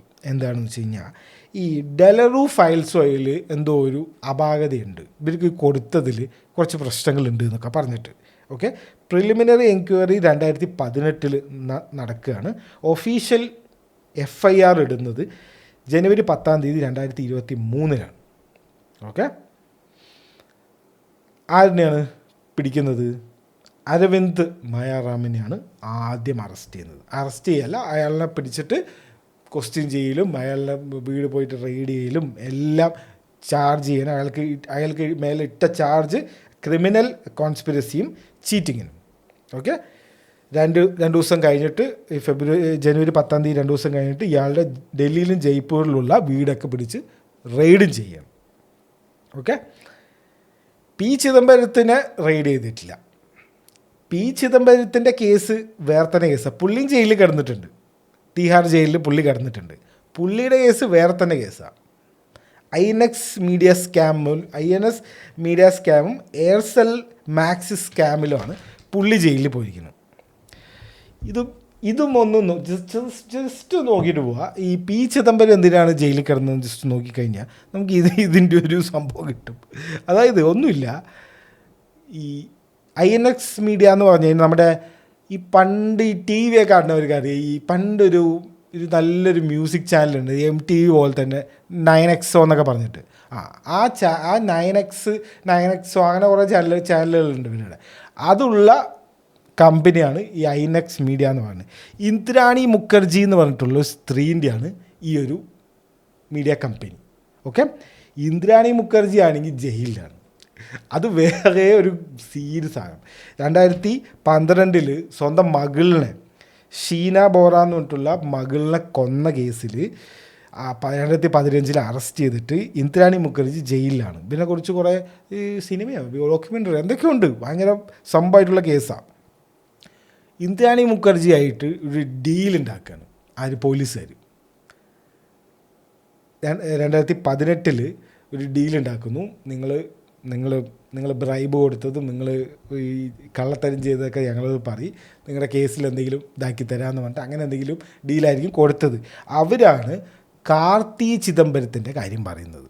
എന്താ സംഭവം വെച്ചാൽ ഒന്നുമില്ല, ഈ 4.6 കോടി അവർക്ക് ഫോറിൻ ഇൻവെസ്റ്റ്മെൻറ്റ് സ്വീകരിക്കാനുള്ള പെർമിഷൻ ഉള്ളൂ. പക്ഷേ കാർത്തി ചിദംബരത്തിൻ്റെ മകനും ചിദംബരവും കൂടെ ഫിനാൻസ് മിനിസ്റ്ററും കൂടെ എന്ത് ചെയ്തു വെച്ച് കഴിഞ്ഞാൽ 305 കോടി രൂപ അക്സെപ്റ്റ് ചെയ്യാൻ, ഫോറിൻ ഇൻവെസ്റ്റ്മെൻറ്റ് അക്സെപ്റ്റ് ചെയ്യാനുള്ള ഒരു സംഭവമാക്കി കൊടുത്തു. അപ്പോൾ അങ്ങനെ ആക്കി കൊടുത്തപ്പോൾ അത് ഇൻകം ടാക്സ് പിടിച്ചു. ഇൻകം ടാക്സ് പിടിച്ചപ്പോൾ കാർത്തി ചിദംബരത്തിനെ കോണ്ടാക്ട് ചെയ്തിട്ട് ഒരു ഡീലുണ്ടാക്കിയിട്ട് ഈ ഒരു കേസിൽ നിന്ന് എങ്ങനെയെങ്കിലും ഊരിത്തരണം എന്ന് പറഞ്ഞിട്ടുള്ള ഒരു സംഭവം ഇതുണ്ടാക്കി, ഒരു ബ്രൈബ് പോലെ കൊടുത്തു. ആ കേസിലാണ് കുടുങ്ങിയിരിക്കുന്നത്. അച്ഛനും മകനും കുടുങ്ങിയത് ആ കേസിലാണ്. 10 ലക്ഷം രൂപ കിട്ടിയെന്നാണ് പറയുന്നത്. കാർത്തി ചിദംബരത്തിന് ഈ ഒരു ഇൻകം ടാക്സ് ഇതിന്ന് ഊരിപ്പോകാൻ വേണ്ടിയിട്ട് 10 ലക്ഷം രൂപ കൊടുത്തു എന്നും പറയുന്നുണ്ട്. $1 മില്യൺ കൊടുത്തു എന്നും പറയുന്നുണ്ട്. പല കണക്കാണ്. അപ്പോൾ ഇതെന്താണ് കൃത്യമായിട്ട് അറിയില്ല. പൈസ കൊടുത്തിട്ടുണ്ടാവും. അതിപ്പോൾ അറിയുന്ന പൈസ വേറുണ്ടാവും, ആടി കൂടെ വേറെയും കൊടുത്തിട്ടുണ്ടാവും. മൊത്തം നല്ലൊരു എമൗണ്ട് കൊടുക്കുമല്ലോ. 305 കോടി വെളുപ്പിക്കണമല്ലോ. അപ്പോൾ നൈസായിട്ട് എമൗണ്ട് കൊടുത്തിട്ടുണ്ടാവും.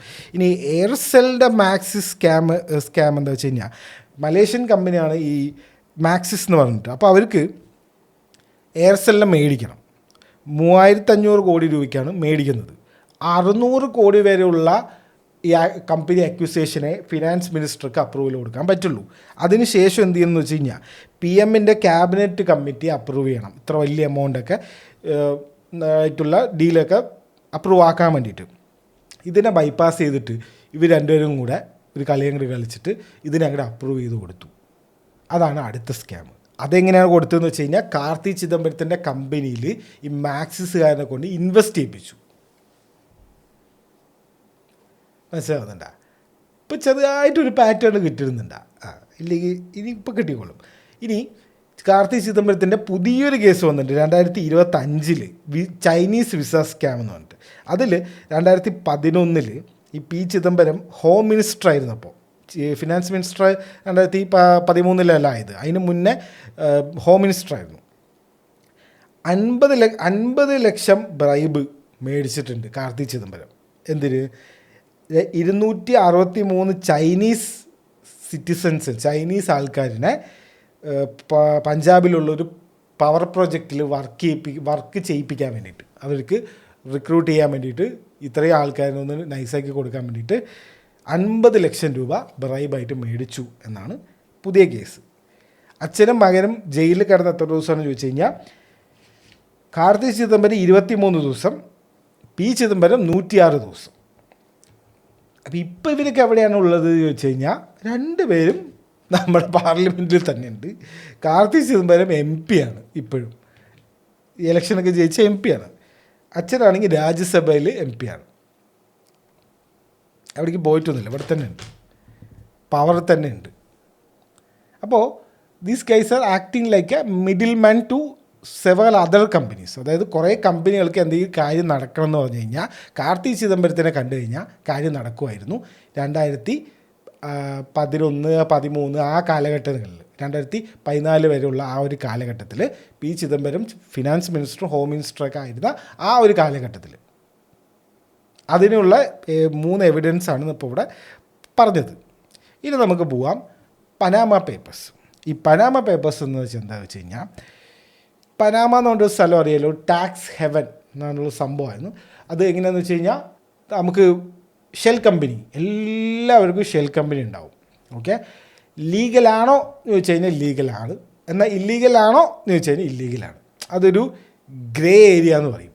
ഒന്നുമില്ല, ഈ അൾട്രാ റിച്ച് ആയിട്ടുള്ളവർക്ക് ടാക്സ് ഒന്നും കൊടുക്കാണ്ടും ഈ ഡ്രഗ് ലോഡായിട്ടുള്ള ആൾക്കാർക്കും ഈ ഇങ്ങനത്തെ ഈ കള്ളപ്പണം ഉള്ളവന്മാർക്കൊക്കെ വെളുപ്പിക്കാനുള്ള ഒരു സംഭവമാണ് ഈ പനാമ അങ്ങനെ കുറേ സ്ഥലമുണ്ട്.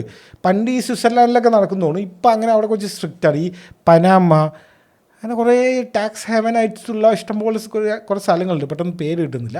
അപ്പോൾ അങ്ങനെ കുറേ സ്ഥലങ്ങളുണ്ട്. അപ്പം അങ്ങനെയുള്ള സ്ഥലത്ത് പോയിട്ട് ഇൻവെസ്റ്റ് ചെയ്ത് കഴിഞ്ഞാൽ അത് മുഴുവൻ ടാക്സ് ഇല്ലാണ്ട് അവർക്ക് കിട്ടും. ഓക്കെ, അവർക്ക് അവിടെ ആ പൈസനെ എന്ത് ചെയ്യാനും ആരത് ചോദിക്കും വേണ്ട. ഏത് രാജ്യത്തിലുള്ള ആൾക്കാർക്കും ഇവരെ ചോദ്യം ചെയ്യാനുള്ള അധികാരമില്ല. അമേരിക്കയ്ക്ക് ഉണ്ടാവും, വേറെ ഉള്ള രാജ്യങ്ങളൊക്കെ പോയി കഴിഞ്ഞാൽ പൊടയെന്ന് പറയും. അതാണ് ബേസിക്കലി സംഭവം. അപ്പോൾ അവിടെ പനാമയിലുള്ള ഒരു ലോ ഫേം ഉണ്ട്, മൊസാക് ഫോൺസിയ എന്ന് പറഞ്ഞിട്ടുള്ള ഒരു ലോ ഫേമാണ്.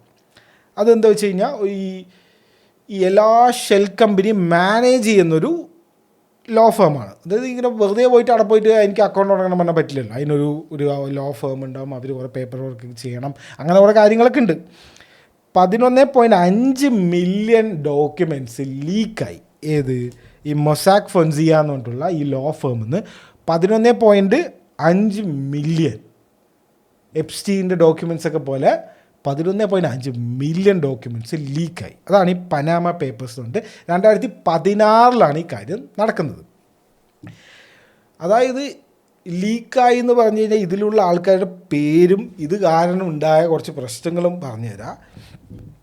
ഐസ്ലൻഡിലെ പ്രൈം മിനിസ്റ്റർക്ക് ഈ ഓഫ് ഷോർ ഇവർക്ക് കുറേ ഇങ്ങനത്തെ കുറേ പൈസയും ഇൻവെസ്റ്റ്മെൻറ്റൊക്കെ ഉണ്ടായിരുന്നു. ഇവർ ഈ ഐസ്ലാൻഡിൽ തന്നെ കുറേ ഫെയിൽഡ് ആയിട്ടുള്ള ബാങ്കുകളുണ്ട്. അപ്പോൾ അവരായിട്ട് നെഗോഷിയേറ്റ് ചെയ്തുകൊണ്ടിരിക്കുകയായിരുന്നു ഐസ്ലാൻഡിലെ ഈ പ്രൈം മിനിസ്റ്റർ. അവരുടെ ഇതിൽ നെഗോഷിയേറ്റ് ചെയ്തുകൊണ്ടിരിക്കുന്ന ബാങ്കിൽ ഇവർ വേറെ ഇവരുടെ തന്നെ ഷെൽ കമ്പനി യൂസ് ചെയ്തിട്ട് ഇൻവെസ്റ്റ് ചെയ്തിരിക്കുക. ബേസിക്കലി അവരുടെ ഉള്ളിൽ തന്നെ ഒരു കളികളൊക്കെ കളിച്ചിട്ടുണ്ട്. അപ്പോൾ അത് പുറത്ത് വന്നു. 48 മണിക്കൂറിൻ്റെ ഉള്ളിൽ വലിയൊരു മാർച്ച്, ഇത് പുറത്ത് വന്നതിന് ശേഷം 22,000 പേര് പങ്കെടുത്ത വലിയൊരു മാർച്ച് നടന്നു എന്നാണ് പറയുന്നത്. ഇത് കഴിഞ്ഞിട്ട് രാജിവെക്കേണ്ടി വന്നു. അതേപോലെ നവാസ് ഷെരീഫ് ഉണ്ടല്ലോ പാകിസ്ഥാനിൽ ഇയാളുടെ മക്കളുടെ പേരിലൊക്കെ ഈ ലണ്ടനിലും മറ്റേതൊക്കെ ലക്ഷറി അപ്പാർട്ട്മെൻറ്റ്സും കാര്യങ്ങളൊക്കെ ഉണ്ട് എന്ന് പറഞ്ഞിട്ടുള്ള ഡീറ്റെയിൽസും ഈ പനാമ പേപ്പറിൽ നിന്ന് പുറത്ത് വന്നു. അത് കാരണം അതിൻ്റെ സോഴ്സൊന്നും കാണിക്കാൻ പറ്റാത്തതുകൊണ്ട്, എല്ലാം കള്ളപ്പണമാണല്ലോ, ആ സോഴ്സൊന്നും കാണിക്കാൻ പറ്റാത്തതുകൊണ്ട് സുപ്രീം കോടതി ഇയാളെ ഓഫീസിൽ നിന്ന് റിമൂവ് ചെയ്തിട്ട് 10 കൊല്ലം ജയിലിലിട്ടു ഇയാളെ, നവാസ് ഷെരീഫിനെ. മനസ്സിലാവുന്നില്ല. പിന്നെ സെലിബ്രിറ്റീസിൻ്റെ പേര് ഇഷ്ടം പോലെ ഉണ്ട്. അമിതാഭ് ബച്ചൻ ഉണ്ട്, ഐശ്വര്യ റായ് ഉണ്ട്, വീട്ടിൽ നിന്ന് 2 പേരുണ്ട്. വിനോദ് അദാനിൻ്റെ എൽഡർ ബ്രദർ ഉണ്ടല്ലോ, പുള്ളിക്കാരനുണ്ട്. ലയണൽ മെസ്സി വരെയുണ്ട്. ലയണൽ മെസ്സി, ജാക്കി ചാൻ, പിന്നെ നമ്മുടെ സിറിയയിലുള്ള, നോർത്ത് കൊറിയയിലുള്ള, അതായത് ഈ അമേരിക്കൻ സാങ്ഷൻസ് ഉള്ള രാജ്യങ്ങളുണ്ടല്ലോ, അപ്പോൾ അവർക്ക് ഈ പൈസയും ഈ ട്രേഡും മര്യാദയ്ക്ക് ചെയ്യാൻ പറ്റില്ല. അപ്പോൾ അവർക്കൊക്കെ ഇഷ്ടംപോലെ അങ്ങനത്തെ കമ്പനീസും എല്ലാത്തിൻ്റെയും ഡീറ്റെയിൽസ് പുറത്ത് വന്നു. ആ പുറത്ത് വന്നതിൻ്റെ കൂട്ടത്തിൽ ഒരു ഫോൾഡർ കണ്ടുപിടിക്കുകയാണ് ആൾക്കാർ. ഡെലറു എന്നാണ് ആ ഫോൾഡറിൻ്റെ പേര്. ഓക്കെ, അതായത് എങ്ങനെയാണ് ഇന്ത്യൻ കോൺട്രാക്റ്റ് ഡെലറുവിന് കിട്ടുന്നത് എന്നാണ് ആ ഒരു ഫോൾഡറിൽ നിന്ന് ആൾക്കാർക്ക് മനസ്സിലായത്. അതെങ്ങനെയാണെന്ന് വെച്ച് കഴിഞ്ഞാൽ, ഡെലറുക്കാർ ഒരു പനാമ ഓഫ് ഷോർ കമ്പനിക്ക്, ഒരു ഷെൽ കമ്പനിക്ക് പൈസ കൊടുക്കും. ആ ഷെൽ കമ്പനി ഇന്ത്യയിലുള്ള കാര്യങ്ങളെല്ലാം റെഡിയാക്കി തരും. ഇന്ത്യയിൽ നിങ്ങൾക്ക് എന്ത് ഡീൽ വേണം, ത്രെഡിൻ്റെ ഡീൽ വേണോ, പേപ്പറിൻ്റെ ഡീൽ വേണോ, എന്ത് വേണമെങ്കിൽ ഞങ്ങൾ ശരിയാക്കി തരാമെന്ന് പറയും. ആഫ്ര കൺസൾട്ടൻസ് എന്ന് പറഞ്ഞിട്ടാണ് ആ ഒരു കമ്പനീൻ്റെ പേര്, പനാമയിലുള്ള കമ്പനീൻ്റെ പേര്. അതിൻ്റെ ഓണർ ആരാന്ന് ചോദിച്ചു കഴിഞ്ഞാൽ സോമേന്ദ്ര കോസ്ല എന്ന് പറഞ്ഞിട്ടൊരു ആളാണ്. ഡൽഹി ബിസിനസ് മാൻ എന്നാണ് അയാളെ വിളിക്കുന്നത്. ഇയാൾ ആരാണെന്നോ ഇയാൾ എവിടെ നിന്നാണെന്നോ ഒരു പിടിയില്ല. ഇങ്ങനെ ഒരാളുണ്ടോന്നേ അറിയില്ല. അതായത് ഇത്രയും ഒരു സംഭവം വന്നു, ഇയാൾ അന്വേഷിക്കണ്ടേ? ആരന്വേഷിക്കും? അന്വേഷിക്കാനില്ല, ആളില്ല. ഇയാളെ പിടിച്ച് ജയിലിടണ്ടേ? അതായത് എങ്ങനെയാണെന്ന് വെച്ച് കഴിഞ്ഞാൽ 2002 തൊട്ട് 2010 വരെ ആണ് ഈ ഡെലറുക്കാരും ആഫ്ര കൺസൾട്ടൻറ്റുകാരുമായിട്ട് ഡീല് ഉണ്ടായിരുന്നത്. ഓക്കെ, 2002 തൊട്ട് 2010 വരെ. 2004 ആ മെയിൻ ഡീല് സൈൻ ചെയ്തത്. സെക്യൂരിറ്റി ത്രെഡിൻ്റെ ഡീല് സൈൻ ചെയ്ത് 2004. ആഫ്ര കൺസൾട്ടൻറ്റുമായിട്ട് ഡീലുള്ളത് 2002 തൊട്ട് 2010 വരെ. Of course 15% commission. ഫുൾ രേഖകളുണ്ട്. വെറുതെ നമ്മളിങ്ങനെ അതുണ്ട് ഇതുണ്ട് പറയില്ല, വിത്ത് ഇൻവോയ്സ് ആണ്. അതായത് എന്താണ് ഇവർ പറയുന്നത്, കൺസൾട്ടൻറ്റ് ഫീസ്, മാർക്കറ്റിംഗ് എക്സ്പെൻസസ് എന്നൊക്കെ പറഞ്ഞിട്ട് ആഫ്ര കൺസൾട്ടൻറ്റിന് ഡെലറുക്കാർ 15% കമ്മീഷനായിട്ട് കൊടുത്തതിന് ഇൻവോയ്സ് വരെ ഉണ്ട് ആ ഫോൾഡറിൽ. അപ്പോൾ ചെറിയ ഒരു സംഭവമല്ല പുറത്ത് വന്നത്, ശരിയായ സംഭവമാണ്. ഇത് അവിടുത്തെ ഒരു ലോ ഫേമിൻ്റെ കാര്യമാണ്. ഒരു ലോ ഫേമിൽ നിന്ന് ലീക്കായാലാണ് നമ്മൾ ഈ ഡെലറു കണക്ഷൻ നമുക്ക് കിട്ടുന്നത്, ഈ പനാമ പേപ്പേഴ്സിൽ.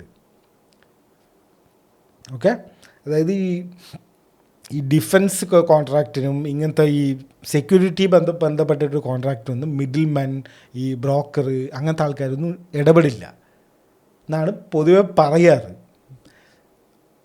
അരിഭക്ഷണം കഴിക്കുന്നവർക്ക് അറിയാം ഇവിടെ എന്താ നടക്കുന്നത്. അപ്പോൾ ഇത് പുറത്ത് വന്നു. ഓക്കെ, 15% കമ്മീഷൻ കൊടുത്താൽ ഇന്ത്യയിൽ എന്ത് ഡീല് വേണമെങ്കിലും നടത്താനുള്ള ആളാണ് ആഫ്ര കൺസൾട്ടൻറ്റിൻ്റെ ആൾ സോമേന്ദ്ര ഖോസ്ല. അത് ഉപയോഗിച്ചിട്ടുണ്ട് ഡെലറുകാർ. പേയ്മെൻറ്റ് വിത്ത് പ്രൂഫ് കിട്ടി. ഓക്കെ, ഇതാണ് സംഭവം. ഇതിൽ നമുക്കൊരു പാരലൽ എടുക്കാൻ പറ്റുന്നത് 2004 ഒരു ഡീൽ കിട്ടി. അതേപോലെ ഒരു എക്സ്റ്റൻഷൻ ഡീൽ 2012-13 ആ കാലഘട്ടത്തിൽ ചിദംബരം ഉള്ളപ്പോൾ ഒരു ആക്സിഡൻറ്റ് ഡീൽ, അല്ലെങ്കിൽ ഒരു പെട്ടെന്ന് ഒരു അൺഎക്സ്പെക്റ്റഡ് ഡീൽ. ഓൾറെഡി ബ്ലാക്ക് ലിസ്റ്റായ ആൾക്കാരിനെ 2010 ബ്ലാക്ക് ലിസ്റ്റായ ആൾക്കാരിനെ പെട്ടെന്ന് പിടിച്ചിട്ട് ഒരു പുതിയ ഡീൽ കൊടുത്തിരിക്കുക. അത് ഏത് വഴിയായിരിക്കും? ഇതാണ് ദുരന്തറിൽ അവർ ആക്ച്വലി പറയാൻ നോക്കുന്നൊരു കാര്യം. അതായത് ഈ കാർത്തി ചിദംബരവും കൂടെ, കാരണം ഇവരുടെ മോഡസ് ഓപ്പറാൻഡി ഏകദേശം സെയിം ആണ്. ഇവരെങ്ങനെയാണ് ഈ പരിപാടി കമ്മീഷൻ മേടിച്ചിട്ട് ഒരു ഡീല് നടത്തി കൊടുക്കുന്നത്? കാർത്തി ചിദംബരവും ഈ സോംനാഥ് ഖോസ്ല, ഈ ആഫ്ര കൺസൾട്ടൻസും സെയിം ആണ്.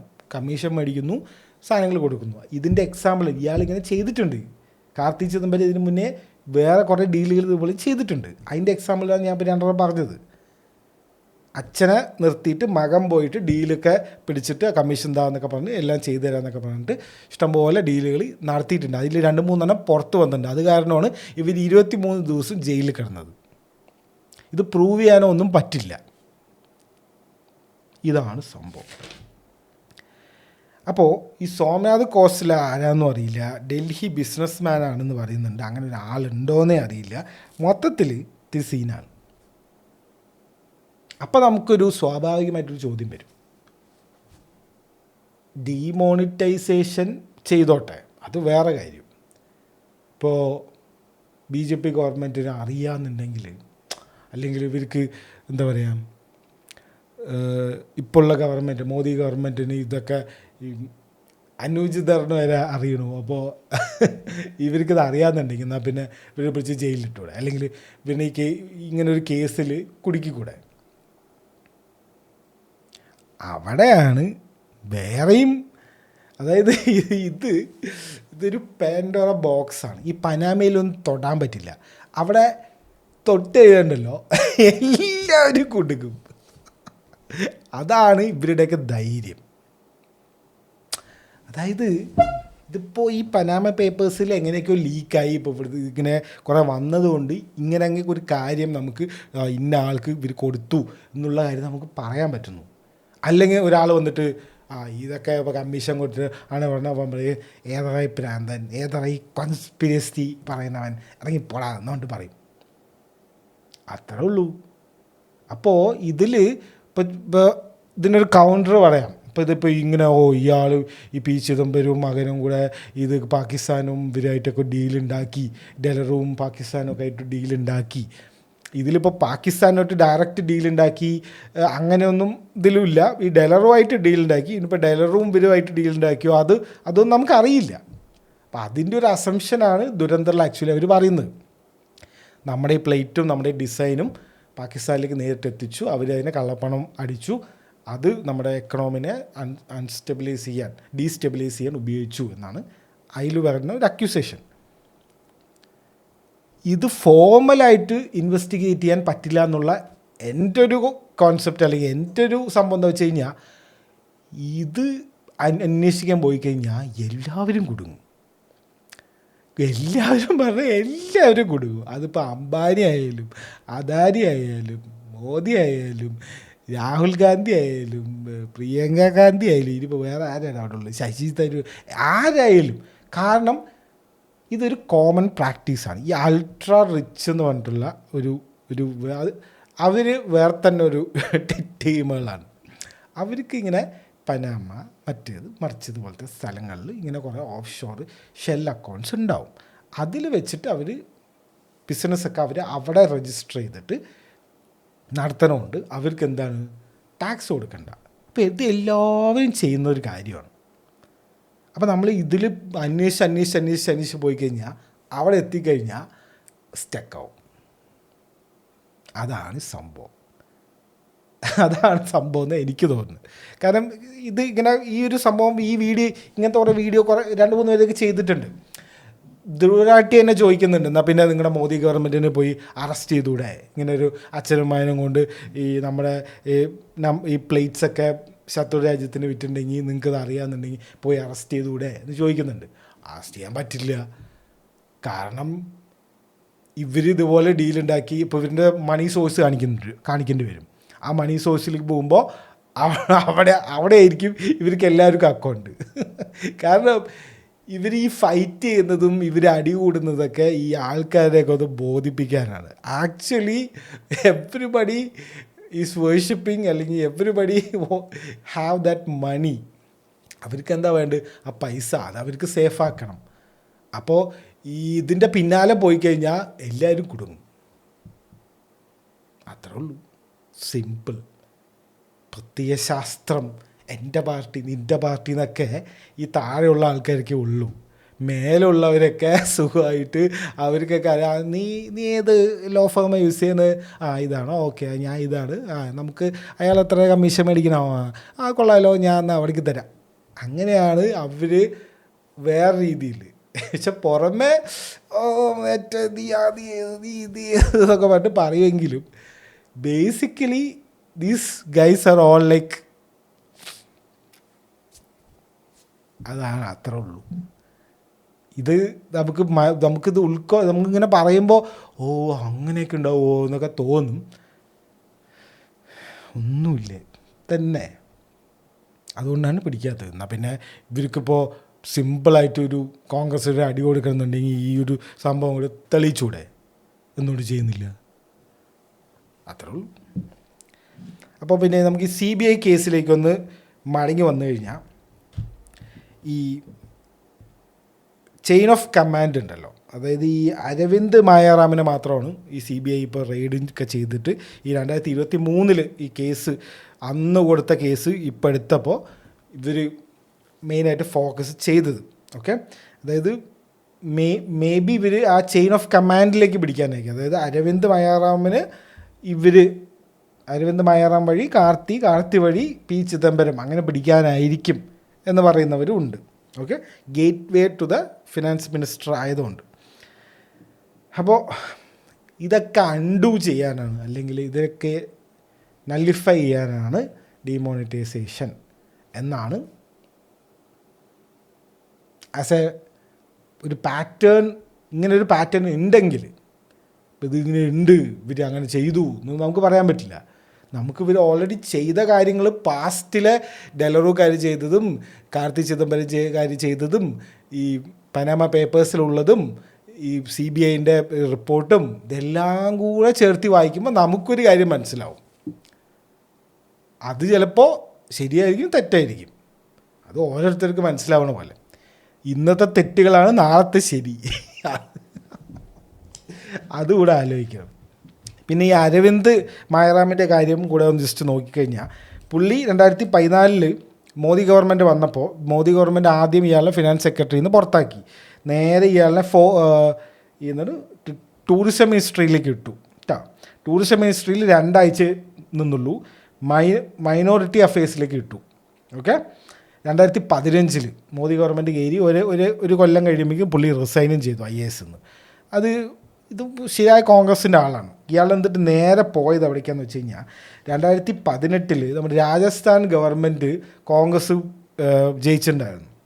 അശോക് ഗെഹ്ലോട്ടായിരുന്നു ചീഫ് മിനിസ്റ്റർ. പുള്ളി എക്കണോമിക് അഡ്വൈസറായിട്ട് രാജസ്ഥാനിലേക്ക് പോയി.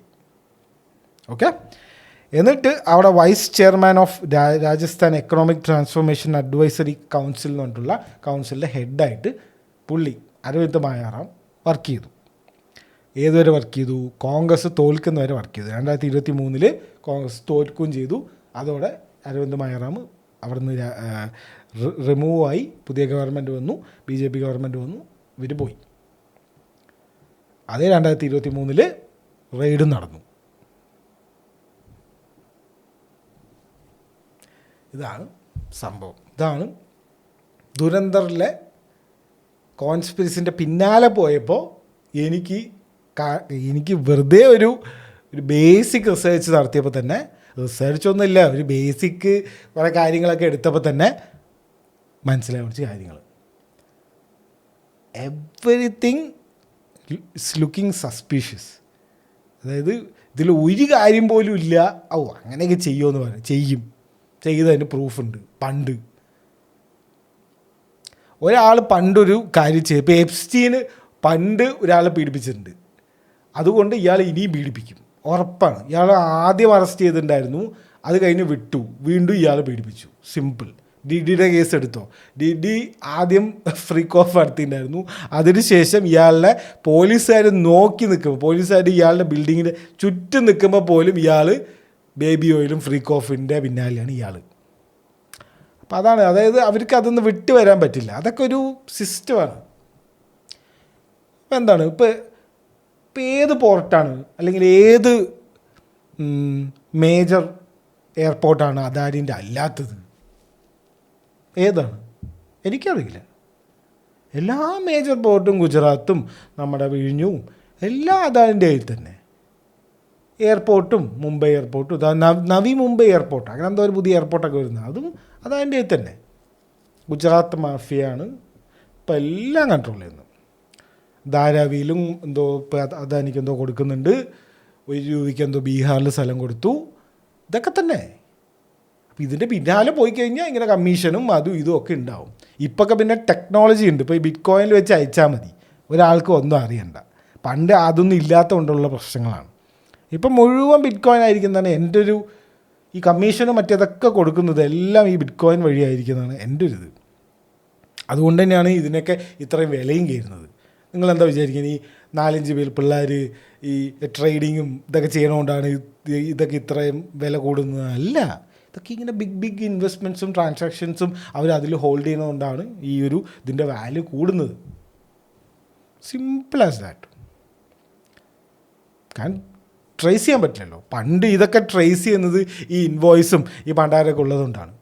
ബിറ്റ് കോയിൻ വെച്ച് അയച്ചോ, ആർക്ക് അയച്ചൊന്നും ഒരു പിടിയും കിട്ടില്ല, അതിൻ്റെ റിട്രീവ് ചെയ്യാൻ കൂടി കിട്ടില്ല. അതൊരു പെൻഡ്രൈവിലാക്കി എവിടെയെങ്കിലും വെച്ചാൽ മതി. അൺട്രേസബിൾ. സോ ഇതാണ് സംഭവം, Dhurandhar conspiracy. Okay, don't consider this as like അങ്ങനൊരു സംഭവമൊന്നുമല്ല. എനിക്കിങ്ങനെ തോന്നി, ഇതിങ്ങനെ നോക്കി വന്നപ്പോൾ അങ്ങനെ ഒരു സംഭവം ആയിട്ടാണ് എനിക്ക് തോന്നിയത്. കാരണം എല്ലാം